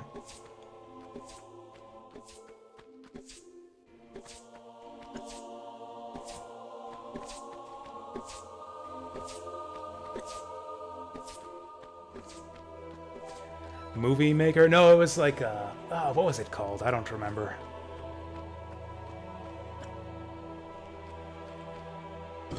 Shroop. Well, that was easy. Oh, free bullets. Awesome.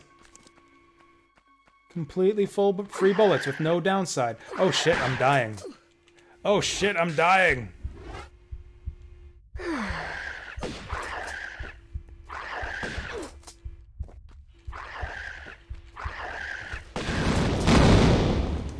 This game's got some problems with putting crazy enemies that are jumping and flipping all over the place in tight corridors where the camera gets all fucked up. I think Tomb Raider 1, like the original Tomb Raider 1, the non-DLC levels, also had that problem from what I remember. I died.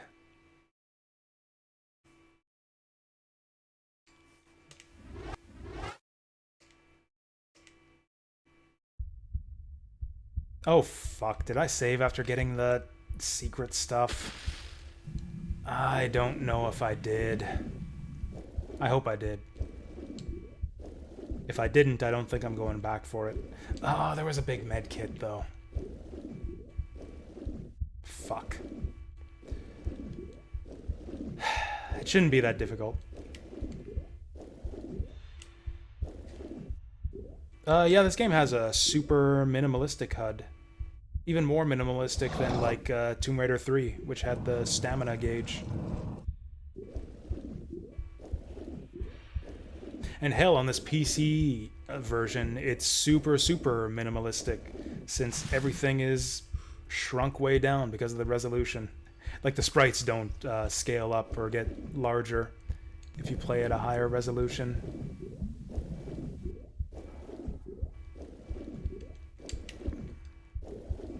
Like, have you seen our ammo counter? You probably haven't, since it's so damn tiny.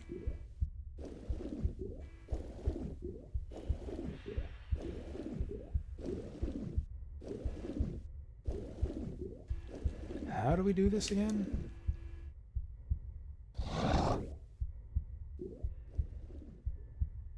Left, right, left? Sure, we'll try left, right, left, and then fucking save.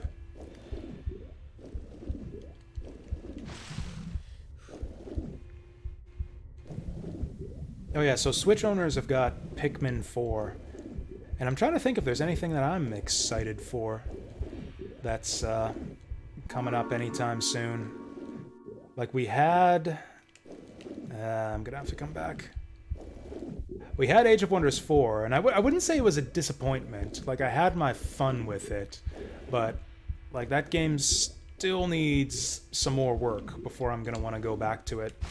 Like, I'm thinking I probably won't even play it after the next patch. Like the, what is it, the Watcher update or whatever they're coming out with. I'll probably just wait till the next DLC. The big one that'll have the new story map. And all the new enemies and maps and stuff. And yeah, that was like the big... That was like the highlight of my year. Was Age of Wonders 4, and now it's kind of over till the next DLC. Do I have anything to look forward to? Before that? Because I think the DLC is going to be like December or something.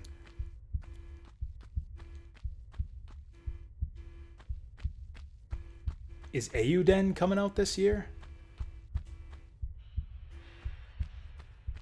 Oh, right, save. Oh, you know what? I think this is coming out soon. Fucking Rhapsody Collection. Moral Kingdom 2 and 3. I might have to make time for that. If I do it, I'm gonna want to play the first two games as well.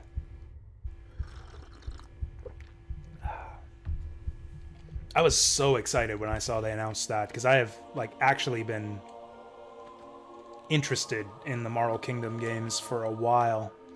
I was surprised that they never got a fan translation. That seems like the exact kind of game that would have gotten a fan translation like 20 years ago.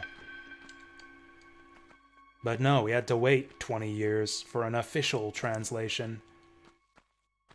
It's about damn time.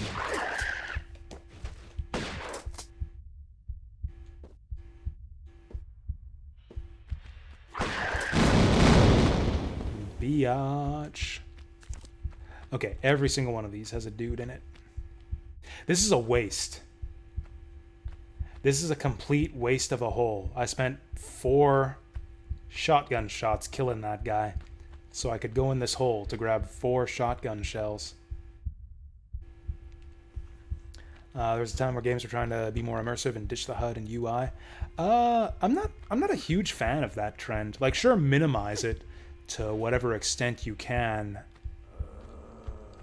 but I don't know. If your game can get away with a minimalist UI, that probably means that it's just your game is lacking in mechanical depth.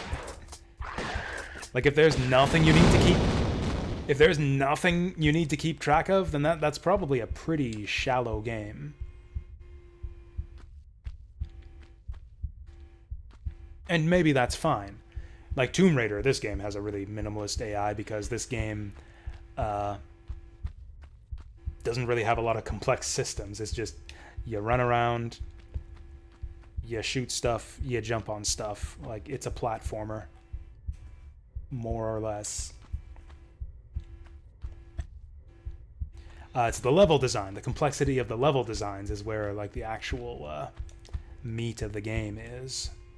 But you don't need a UI for that. I guess if you wanted a map, I guess a map UI would maybe be helpful.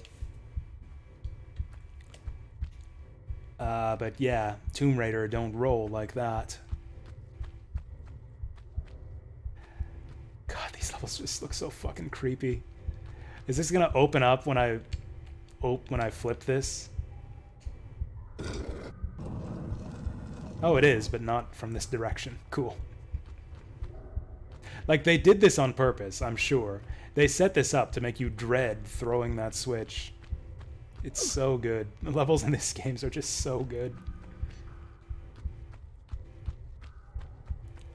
That's where we came from.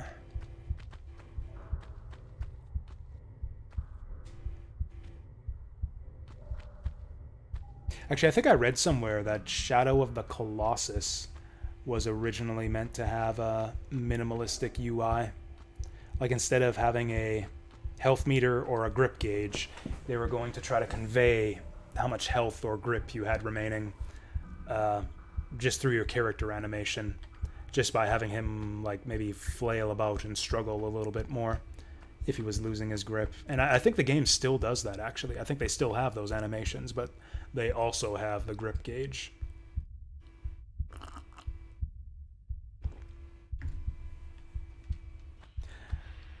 I mean, I don't know. I guess you'll never know unless you play that version of the game that has no grip gauge, no HUD whatsoever. Personally, I think it would be really annoying to play Shadow of the Colossus with no grip gauge and no UI or meters of any kind. Yeah, I'm the opposite. I'm a fan of expansive HUDs and meters and numbers everywhere. Oh, fuck. Where even are those guys? Whatever. Cool. Into the drink. Now we don't gotta worry about them. I mean, not unnecessarily. Like, you can clutter... You know, you can have shit that's cluttered with unnecessary information or not presented as cleanly as it needs to be. But, like, if a game is mechanically complex, then yeah, it should have a lot of UI to it. That was one of the problems we had with Age of Wonders 4. That game didn't have enough UI to it. We needed more stuff on screen to make it clear what's going on in combat and whatnot. They had to do that in the last patch. They added UI stuff so that you could, like, see your buffs and whatnot. see your buffs and debuffs without having to open the menu. Or open the character sheet. Man, these things make really unsettling noises, too. You know, it's funny, I want to praise the sound design in this game. Like, oh, that, like, the thump, and then the monster noises, too.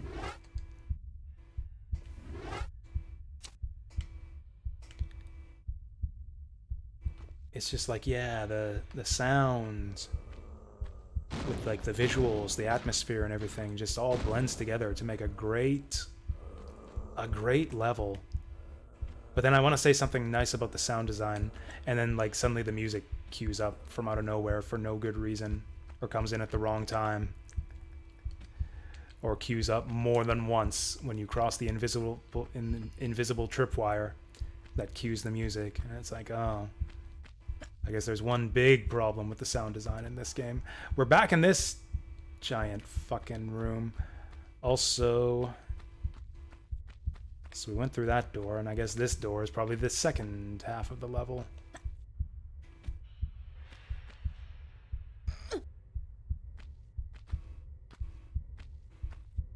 Now what?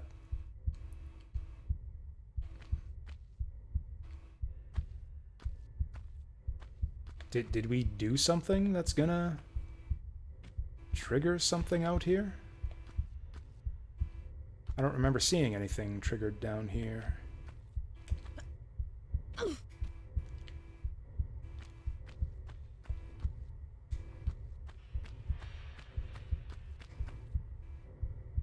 Okay, I recognize that. Or do I? Okay, we did save, yeah? Even if we didn't, we should save again. Nice. Okay, I definitely recognize that room. We do not want to go there again.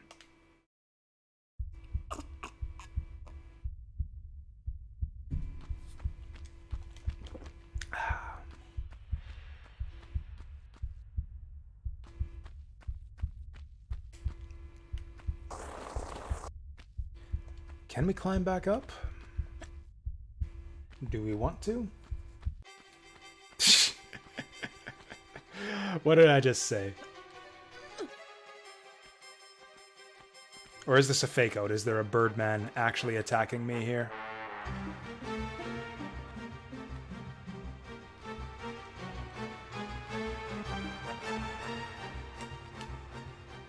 Oh, we're stuck down here. There's no going back.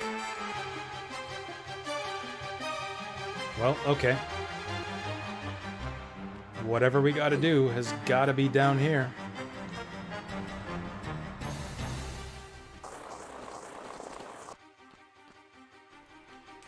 But what is that?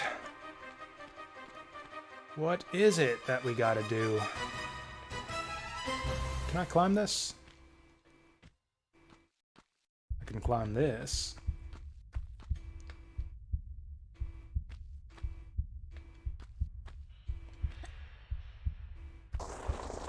Cool. We can get a med kit. Oh, that's shotgun shells. Even better. Oh, this looks promising.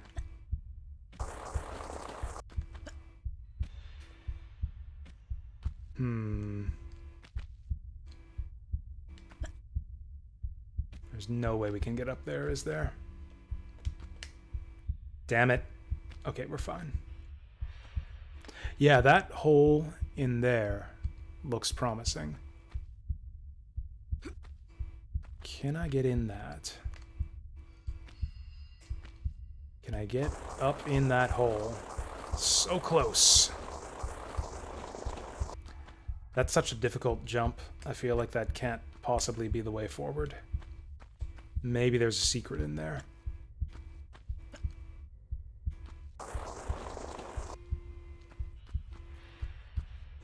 Okay, where exactly was it?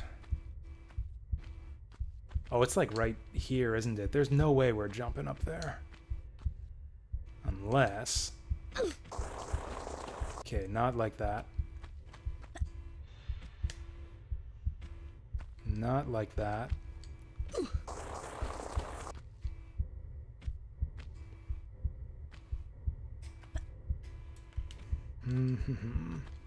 It's never gonna work, is it?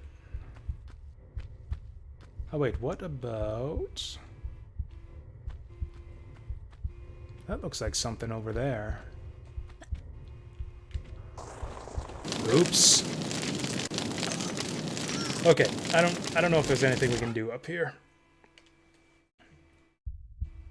Honestly, this door over here looks like the ticket to me, but I have no idea how to open that. Maybe I missed a switch in here. There were several switches. Oh, like that one there. That's probably it. I was probably just supposed to throw both switches. Yeah, I just totally missed this switch. That's going to be the one for the other door, isn't it? 500 IQ.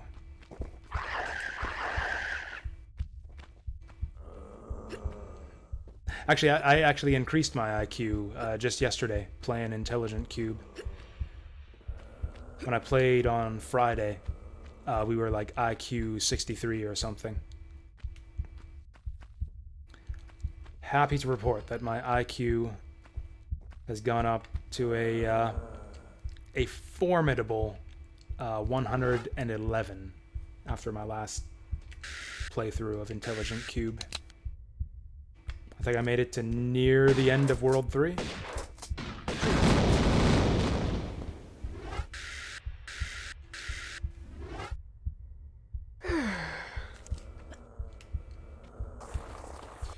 Oh dear, oh dear.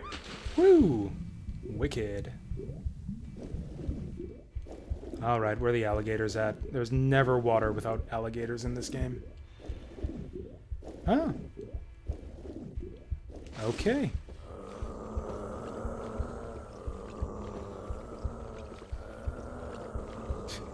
No alligators. Nothing but us mummies here. Okay, let's try the switches.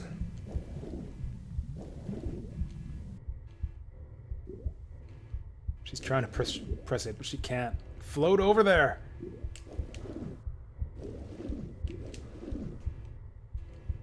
There we go.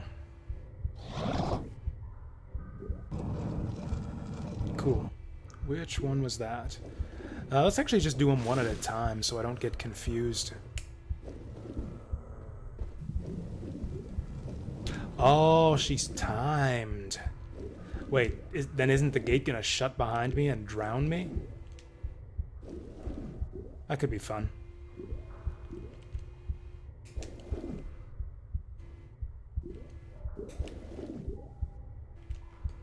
Seriously? Oh, do we only get one shot? Whoa. Maybe that was like a secret. Well, whatever. We missed it. Okay, we'll have to speed through this one.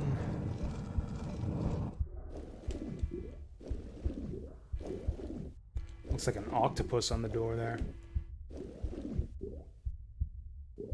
Or I guess it looks the same as all the other doors like that in this level. I guess it just makes me think of an octopus because it's underwater.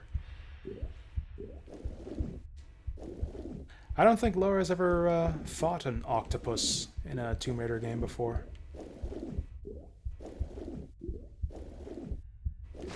Killed all kinds of other wildlife, but never an octopus.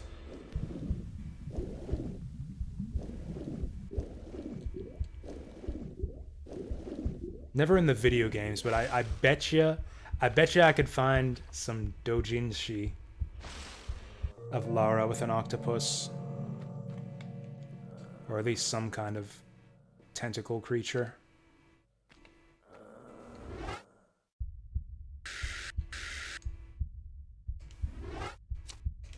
Should you take tomorrow off for an extended weekend into the 4th of July holiday? It sounds like a plan to me. Sounds like nothing but good times. If you can afford it, I would. That's the thing with me is I'd love to take vacation days more frequently. Like I'm part-time, so I don't get free vacation days. If I book time off work, that's time off that I don't get paid. And I don't make that much money to begin with, so I can't really afford to get not paid that often.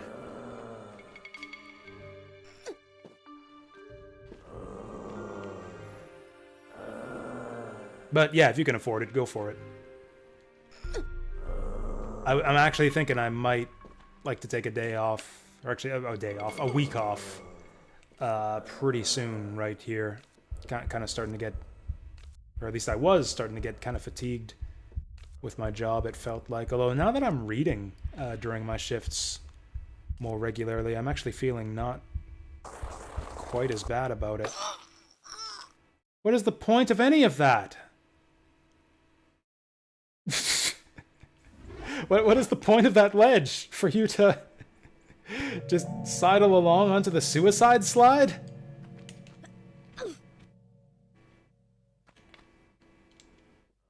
There's a door up there. Or are we meant to, like, drop down from that door? Also, the game seems to think that this is apparently some kind of secret. Some Lara X Octopus images. Awesome.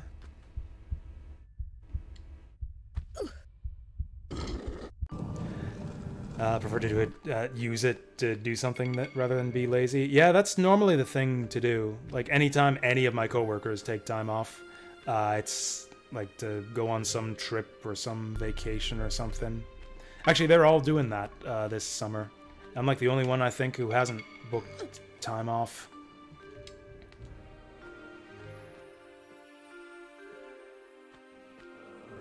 And like, if I do book time off, I'm not taking a trip. I ain't going nowhere. Taking a trip to the moon, maybe. Taking a vacation to the world of Lunar, perhaps. I feel like they want us to drop down here from there. Like, yeah, we'd die. We'd die if we go on that slide, right?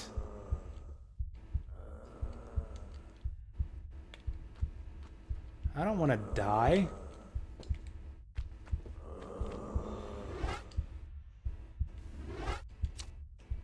Certainly not before I've had my vacation days. Blue Sky game vacation. Man, I got so many cool, exciting games lined up. I don't know if you guys would consider them cool or exciting, but I certainly do. This is gonna kill me.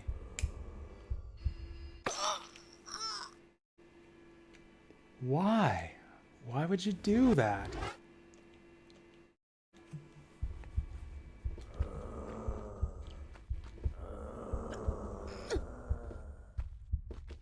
You think they're cool? Don't lie. They're all Sonic the Hedgehog games, by the way.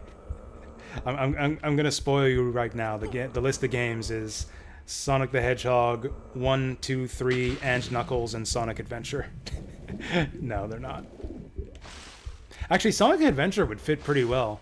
I haven't streamed Sonic Adventure before.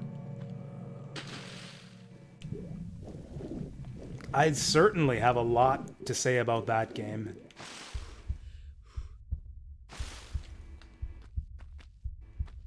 Man, Sonic Adventure is such an interesting game. I don't even know if I can properly recommend it. It might be the only example I can think of like a you had to be there kind of game.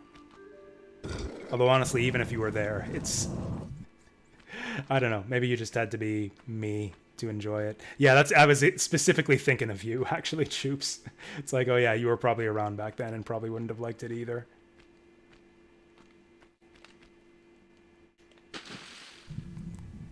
It sucks, huh? Who was your favorite character? Who was the least sucky character, in your opinion?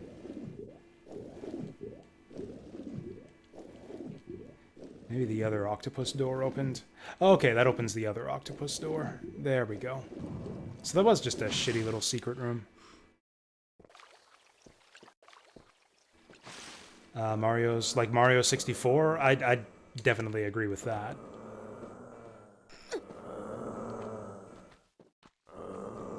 Sonic Adventure has a better story, though.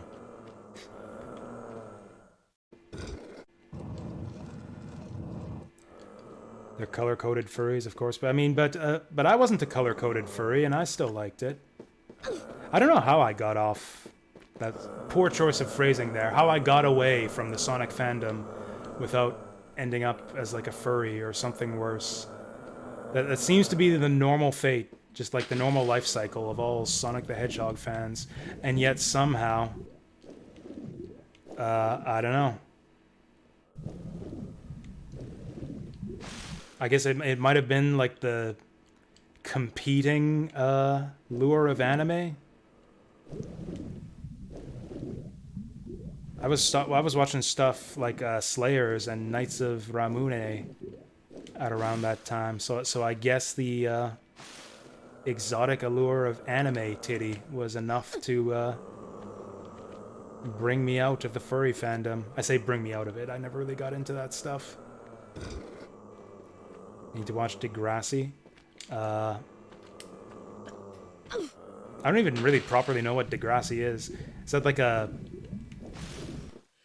I think of it as like a Saved by the Bell type, like a high school sitcom/drama show. Is that right? Canadian teen drama? Teen drama? That's like my two least favorite things in the world right there. If there's anything I hate more than drama,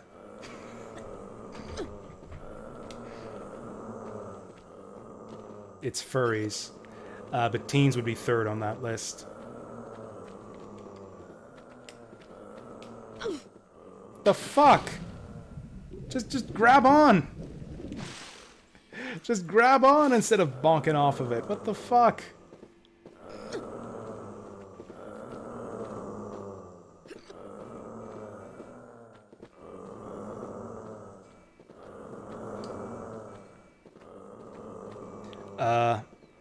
You actually like TNG, right? That's not an insult. Pretty sure you said you liked TNG. That reminds me, I've got to watch other Star Trek series. I only know TNG. That's the only Star Trek series I've ever gotten into.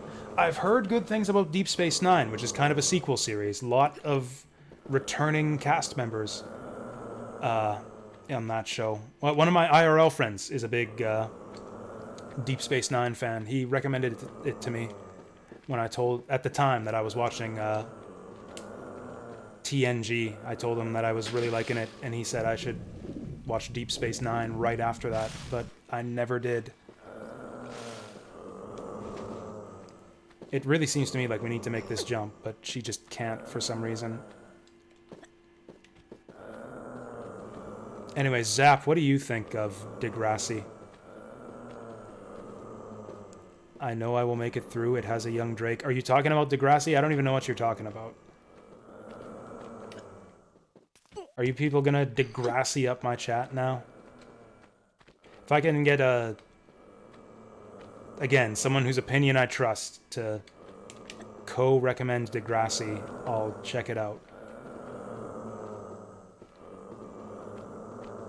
I wonder if my sister knows Degrassi. I might have to ask her about it. If my sister knows Degrassi and recommends it to me, I definitely won't watch it. My sister has terrible taste in TV and movies. Like, it's actually pretty much a guarantee that if she likes something, I'm gonna hate it. Cool. All the way up here, and all I got is a med kit.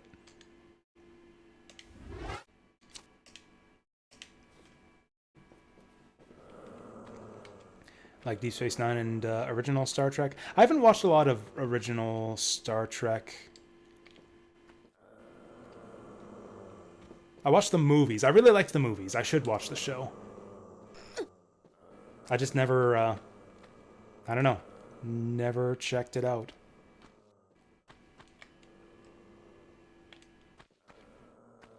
Have we been in this room? Oh, yeah. This room. Uh, Man, this level's complicated.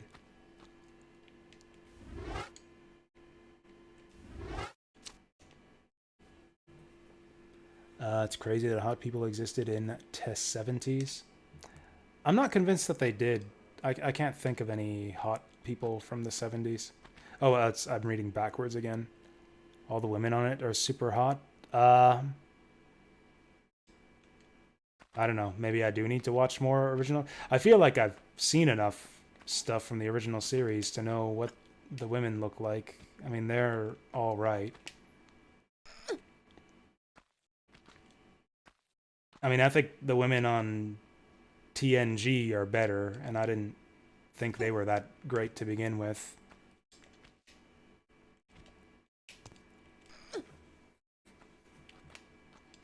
I mean, I don't watch TV shows for, you know. I don't watch TV shows just to see hot people, you know. I've got higher standards than that. I like. There's more to a good TV show than that, right? I watch anime to look at hot people. That's what I'm about. And play Mega Man, yeah. Playing FTL and just wondering what's on fire. That's the FTL experience in a nutshell, right there. It's like, what's on fire? Why is it on fire? Why is there no oxygen? Actually, that's usually the answer, is there's no oxygen because there's a fire. That's the way you put out fire in that game, is you open the space ducts to let out all the oxygen.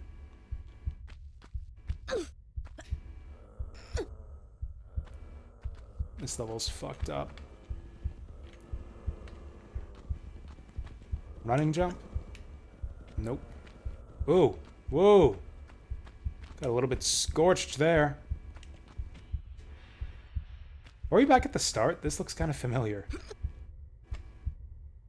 Oh, it's a secret. Or something. Total Drama Island? I have no idea what that is.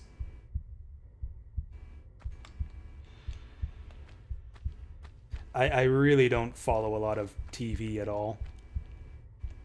Like, the only TV I ever watched is, like, stuff that I picked up on DVD. What was the last... Like, what have I watched? I watched Game of Thrones. I watched Mad Men. I watched Battlestar Galactica. I actually really disliked that. I mean, okay, I watched the whole thing. It was the ending of Battlestar was trash. That kind of retroactively ruined the whole series. Made it just, like, retroactively a completely pointless endeavor. Uh-oh. Whew, that was close. What else have I watched? Like, I really haven't watched... I watched TNG. I really haven't watched that many TV series. Like, complete TV series, beginning to end. I just don't do it that often. Oh yeah, I guess Breaking Bad, Better Call Saul. I really liked both of those, same as everyone. I tried to get into The Sopranos, but I wasn't really that impressed. I watched the first season of Sopranos, and it was okay. Animated parody of Survivor for teens. Not the same vein as Degrassi. I mean, I don't know Degrassi, though. Why would I watch a parody of something that I have no knowledge of? It'd be like watching Spaceballs without knowing Star Wars. Actually, I think you could do that now that I think of it. I think Spaceballs is just funny and absurd enough on its own. Nah, you would miss the point of it, though. Whoa, that was, I think, our most brutal death yet. 10 out of 10 death right there.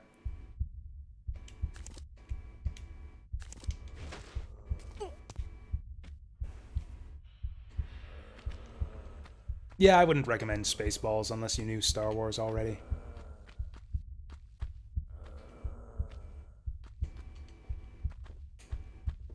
I think you could watch Blazing Saddles without having ever seen a Western, though.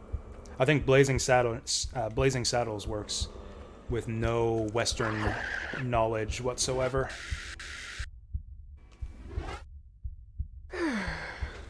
Oh, parody of Survivor. I don't really know Survivor either. Oh, you said it was not the same vein as Degrassi. That's what I get for reading chat extremely carefully.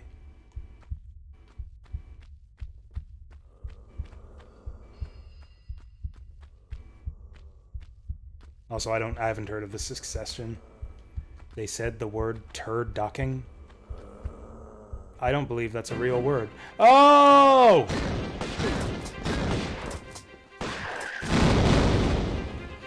Awesome. I just gave up like 90% of my health bar for a box of bullets.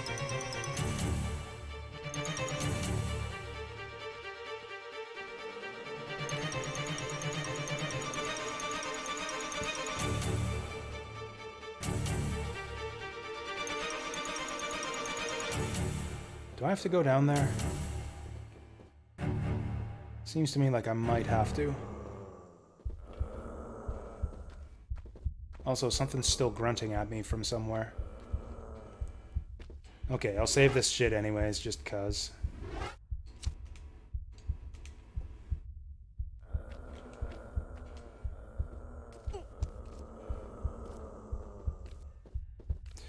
Oh, we might be able to survive on the other side.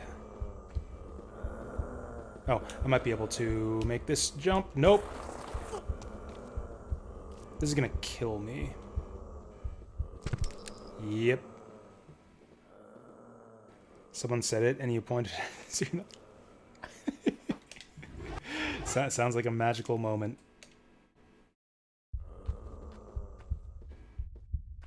Like, can you quote the whole sentence? In what context did they say the word turducking? Or did they just exclaim it?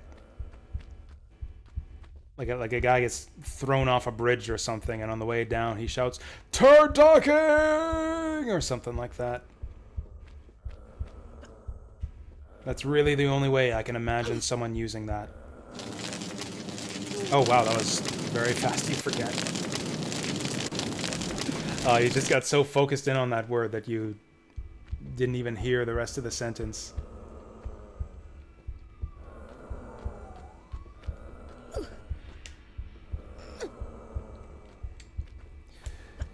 Okay, doesn't seem like we can backtrack out of here, so maybe there's something we gotta do. What? Oh, I've taken damage. I burned to death from the heat. Oh yeah, it's like one of those moments where you just stop paying attention to the whole scene to just like gape and or laugh uproariously for like 10 minutes. That's always a good time when watching a show. Wow, that does a lot of damage. This is a dead end. There is nothing here. Oh, unless... Sneaky. Oh, I think this leads us back out to the main room. Oh yeah, there it is. Who's my favorite purple character?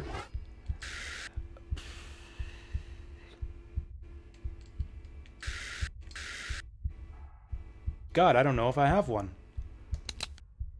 I don't think... Oh, no, it's got to be Tiana, right? Tiana from Berwick. Yeah. That's her name, right? Your secretary or whatever at the mansion? Yeah, Tiana, 100%.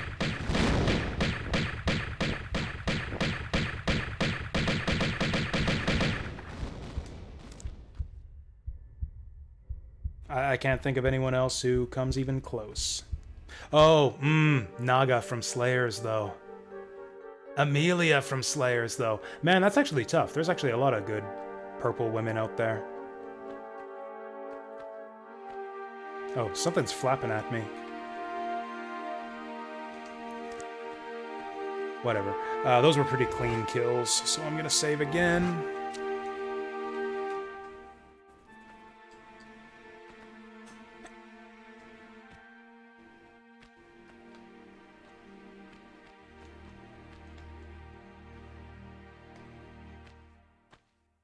This is where we came from, right? Yeah, that definitely is. What? That's the opposite. You just did a 90-degree flip from where I told you to jump. How does that happen? Okay, whatever we're trying to get up there. Wicked.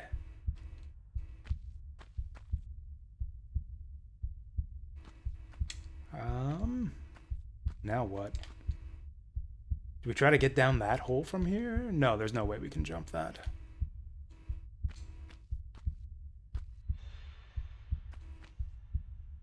Kind of looks like we can hang off that there. Or do we jump down that? We're actually up pretty high. Maybe we can jump in there. I'm gonna try it.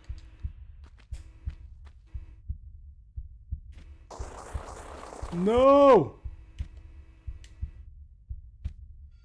That's worse than death. I would have to run all the way back up there.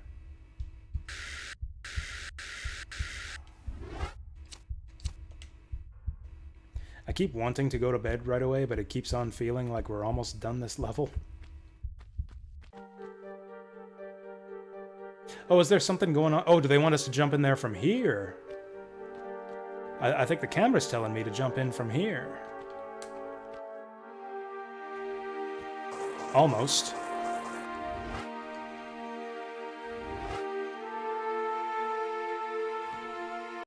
I mean, I guess I can just keep doing this.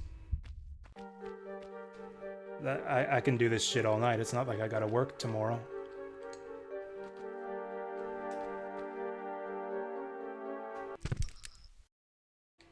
That was pretty close. We can give it a few more shots.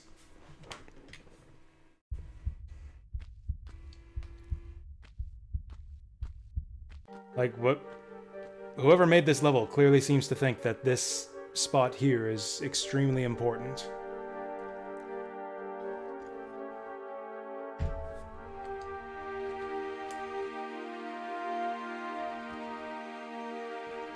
Damn it, that was really close. This is like some Last Revelation shit, where you just keep trial and erroring the same jump over and over till you find the exact right spot.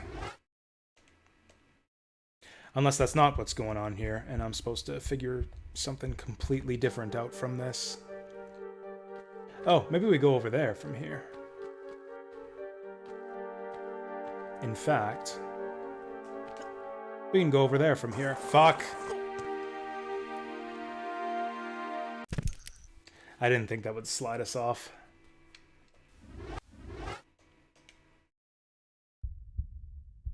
Instant reload is so good at times like this.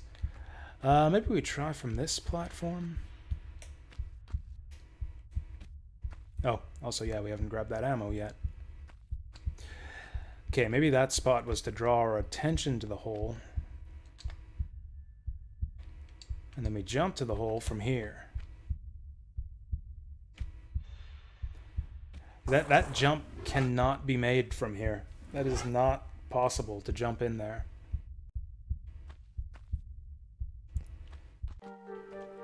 There's no fucking way. Oh, that was so close! Okay, we gotta not turn quite as much. Or maybe we need to turn more. I don't know what the fuck I'm doing.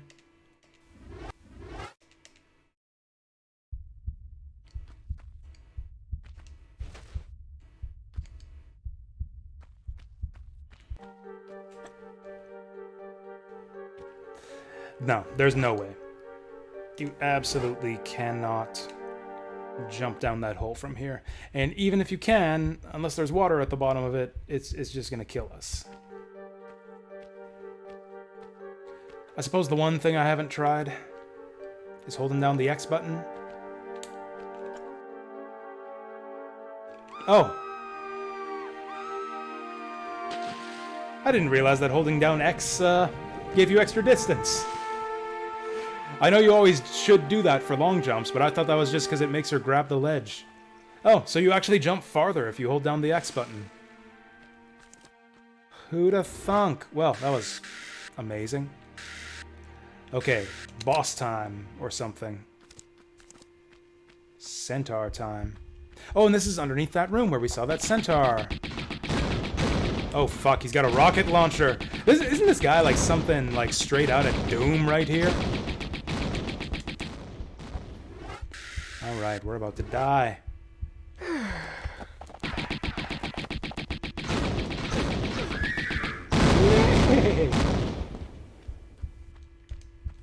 Yeah, like rocket launcher centaur? I mean, I guess this was the era of Doom. Doom came out like, what, a year or two before this?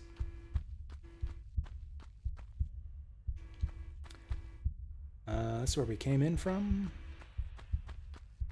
Or this is where we're gonna leave from? Oh! And it only took us an hour and 22 minutes. 2 out of 2 secrets. Hot damn. Do we just keep doing this? Do I just go right to the finish? I don't know. Probably not. It took us, realistically, it took us like 2 hours to clear that level. I don't think I'm gonna stay up for another 2 hours. Unless this is some shit where it's just like, oh, final boss, and then you're done.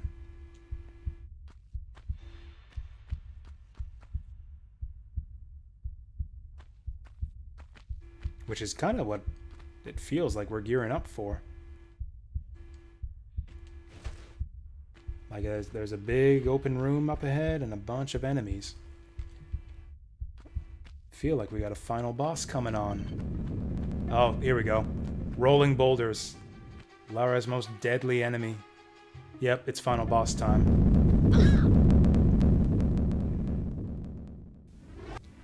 We can try that again. What's this place called? What was it? Okay, let's try to survive this first, then we'll go back for all the goodies. Oh, it went this way this time! Oh, are these random? Are these random? I suppose we could come back to this tomorrow. Okay, so those trigger.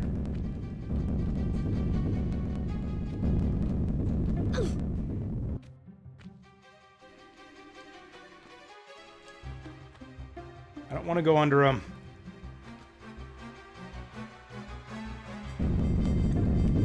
Ooh. Okay, let's just bait them out one at a time. Okay, so let's go to the spots where the rocks have already fallen. That's fine.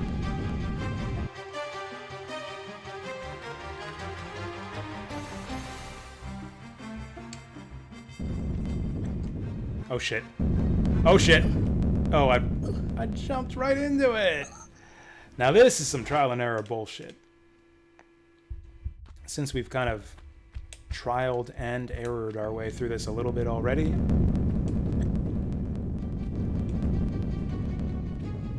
Let's see if we can make a little bit more progress here.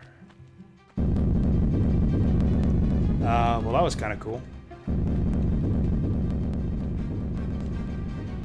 I think we got this. Wicked. That was a good one. A+ troll. I enjoyed that.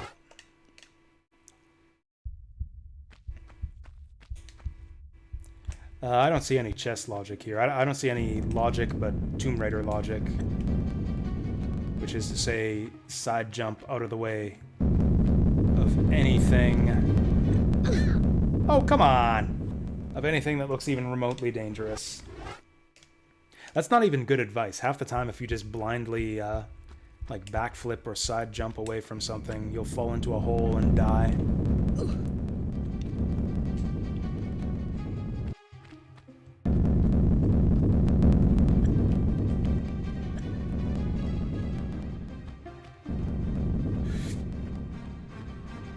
I bet you a rock's gonna roll in here. Okay, that would be really funny. That would be really funny if the rock rolled in here.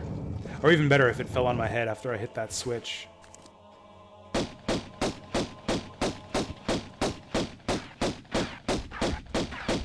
Am I even hitting him? Well, we were hitting him.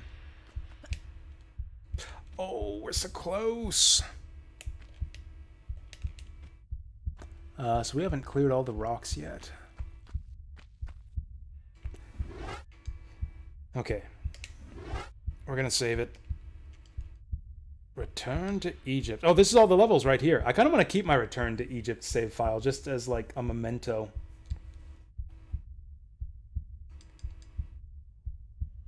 Like if I ever want to do the end of Return to Egypt again, we got it right there. Oh yeah, what was this place called again? Our compass is cracked. See that? There's a big crack in the compass. Maybe that happened during the story. That'd be some cool, I don't know, verisimilitude or whatever you want to call it. It's like if there's a scene in the game where your compass gets cracked or your bag gets dropped. And then all of a sudden you got a crack in your compass on the UI.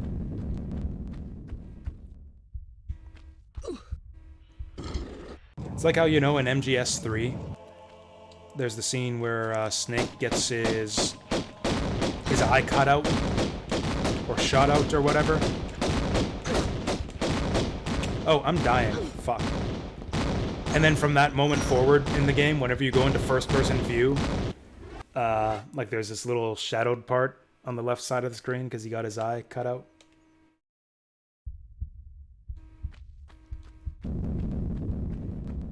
It's like actually being missing an eye messes with your first-person view. I always thought that was super cool, and that more games should do stuff like that more often. See, that's why Kojima is like the master of the cinematic game. It's because of shit like that. It's like the integration of the story, of the cinematics with the gameplay. You don't see shit like that in Uncharted and Tomb Raider and The Last of Us beyond like some shitty QTEs. I mean, I don't know, maybe you do. I didn't actually play those games all that far into them. Maybe they do brilliant stuff later on, I don't know. Seemed to me like it was a lot of just cover shooter segments where you just like pop up from behind cover and headshot people, followed by long scenes of slowly walking down corridors and talking.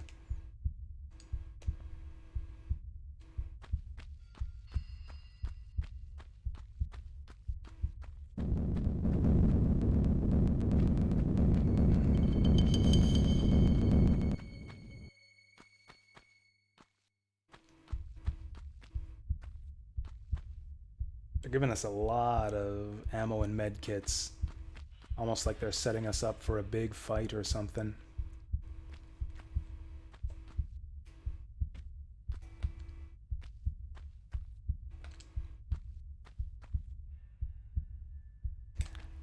I mean, and I guess all those tricks have their places. I've seen QTEs done well in games. I've seen like slow walking dialogue sections work in games. Yakuza had a lot of that. And I didn't mind it because I dug the story and I was interested in what the people were saying. Awesome.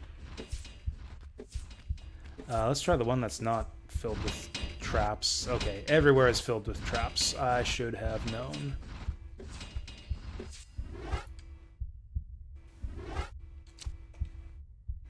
Yeah, exactly. Slow walking, hand in hand with Aniki.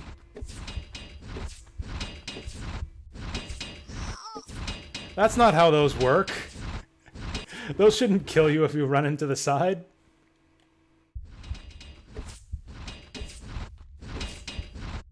So this is actually going to be really tough to go through. Okay, apparently they're spiky on the sides too. Maybe we just heal up and get through taking a little bit of damage. Oh, got it. Is this even the direction we want to go?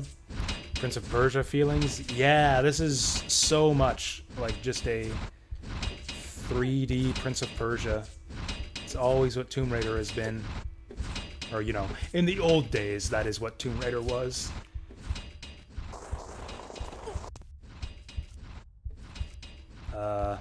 I was supposed to jump, wasn't I? These guys wanted me to jump here.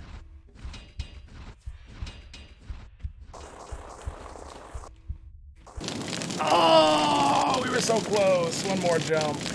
Oh, I didn't save after the trap either. What if we go the other way? This one's easier. We ain't got the arrow trap here.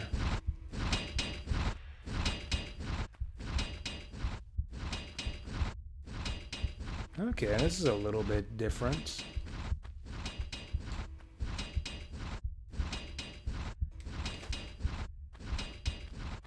It's just stuff. Well, okay, it's stuff. I'm glad we grabbed the stuff before we jumped down the death hole.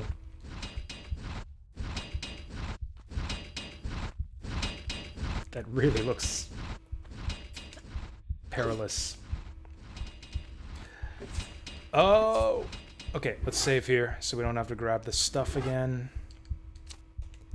And looks like we got some tricky jumps and probably another 2-hour level ahead of us. So we're gonna save this for later. Probably tomorrow or Tuesday, if I can swing it. And if we end up finishing early, I will probably play that Crisp Cube game as well. Yeah, I've already stayed up late, more than an hour later than I wanted to. So yeah, we're gonna call it here. 12 viewers.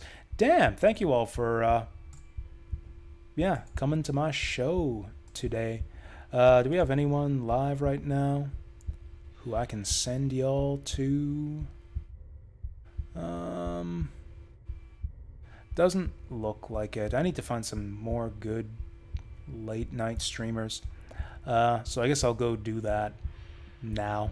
That's what I'm gonna do. I'm gonna sit on my phone in bed and just scroll through the retro category on Twitch for like the next 2 hours until I fall asleep.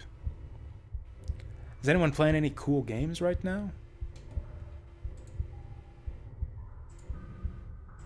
Is anyone playing Berwick Saga?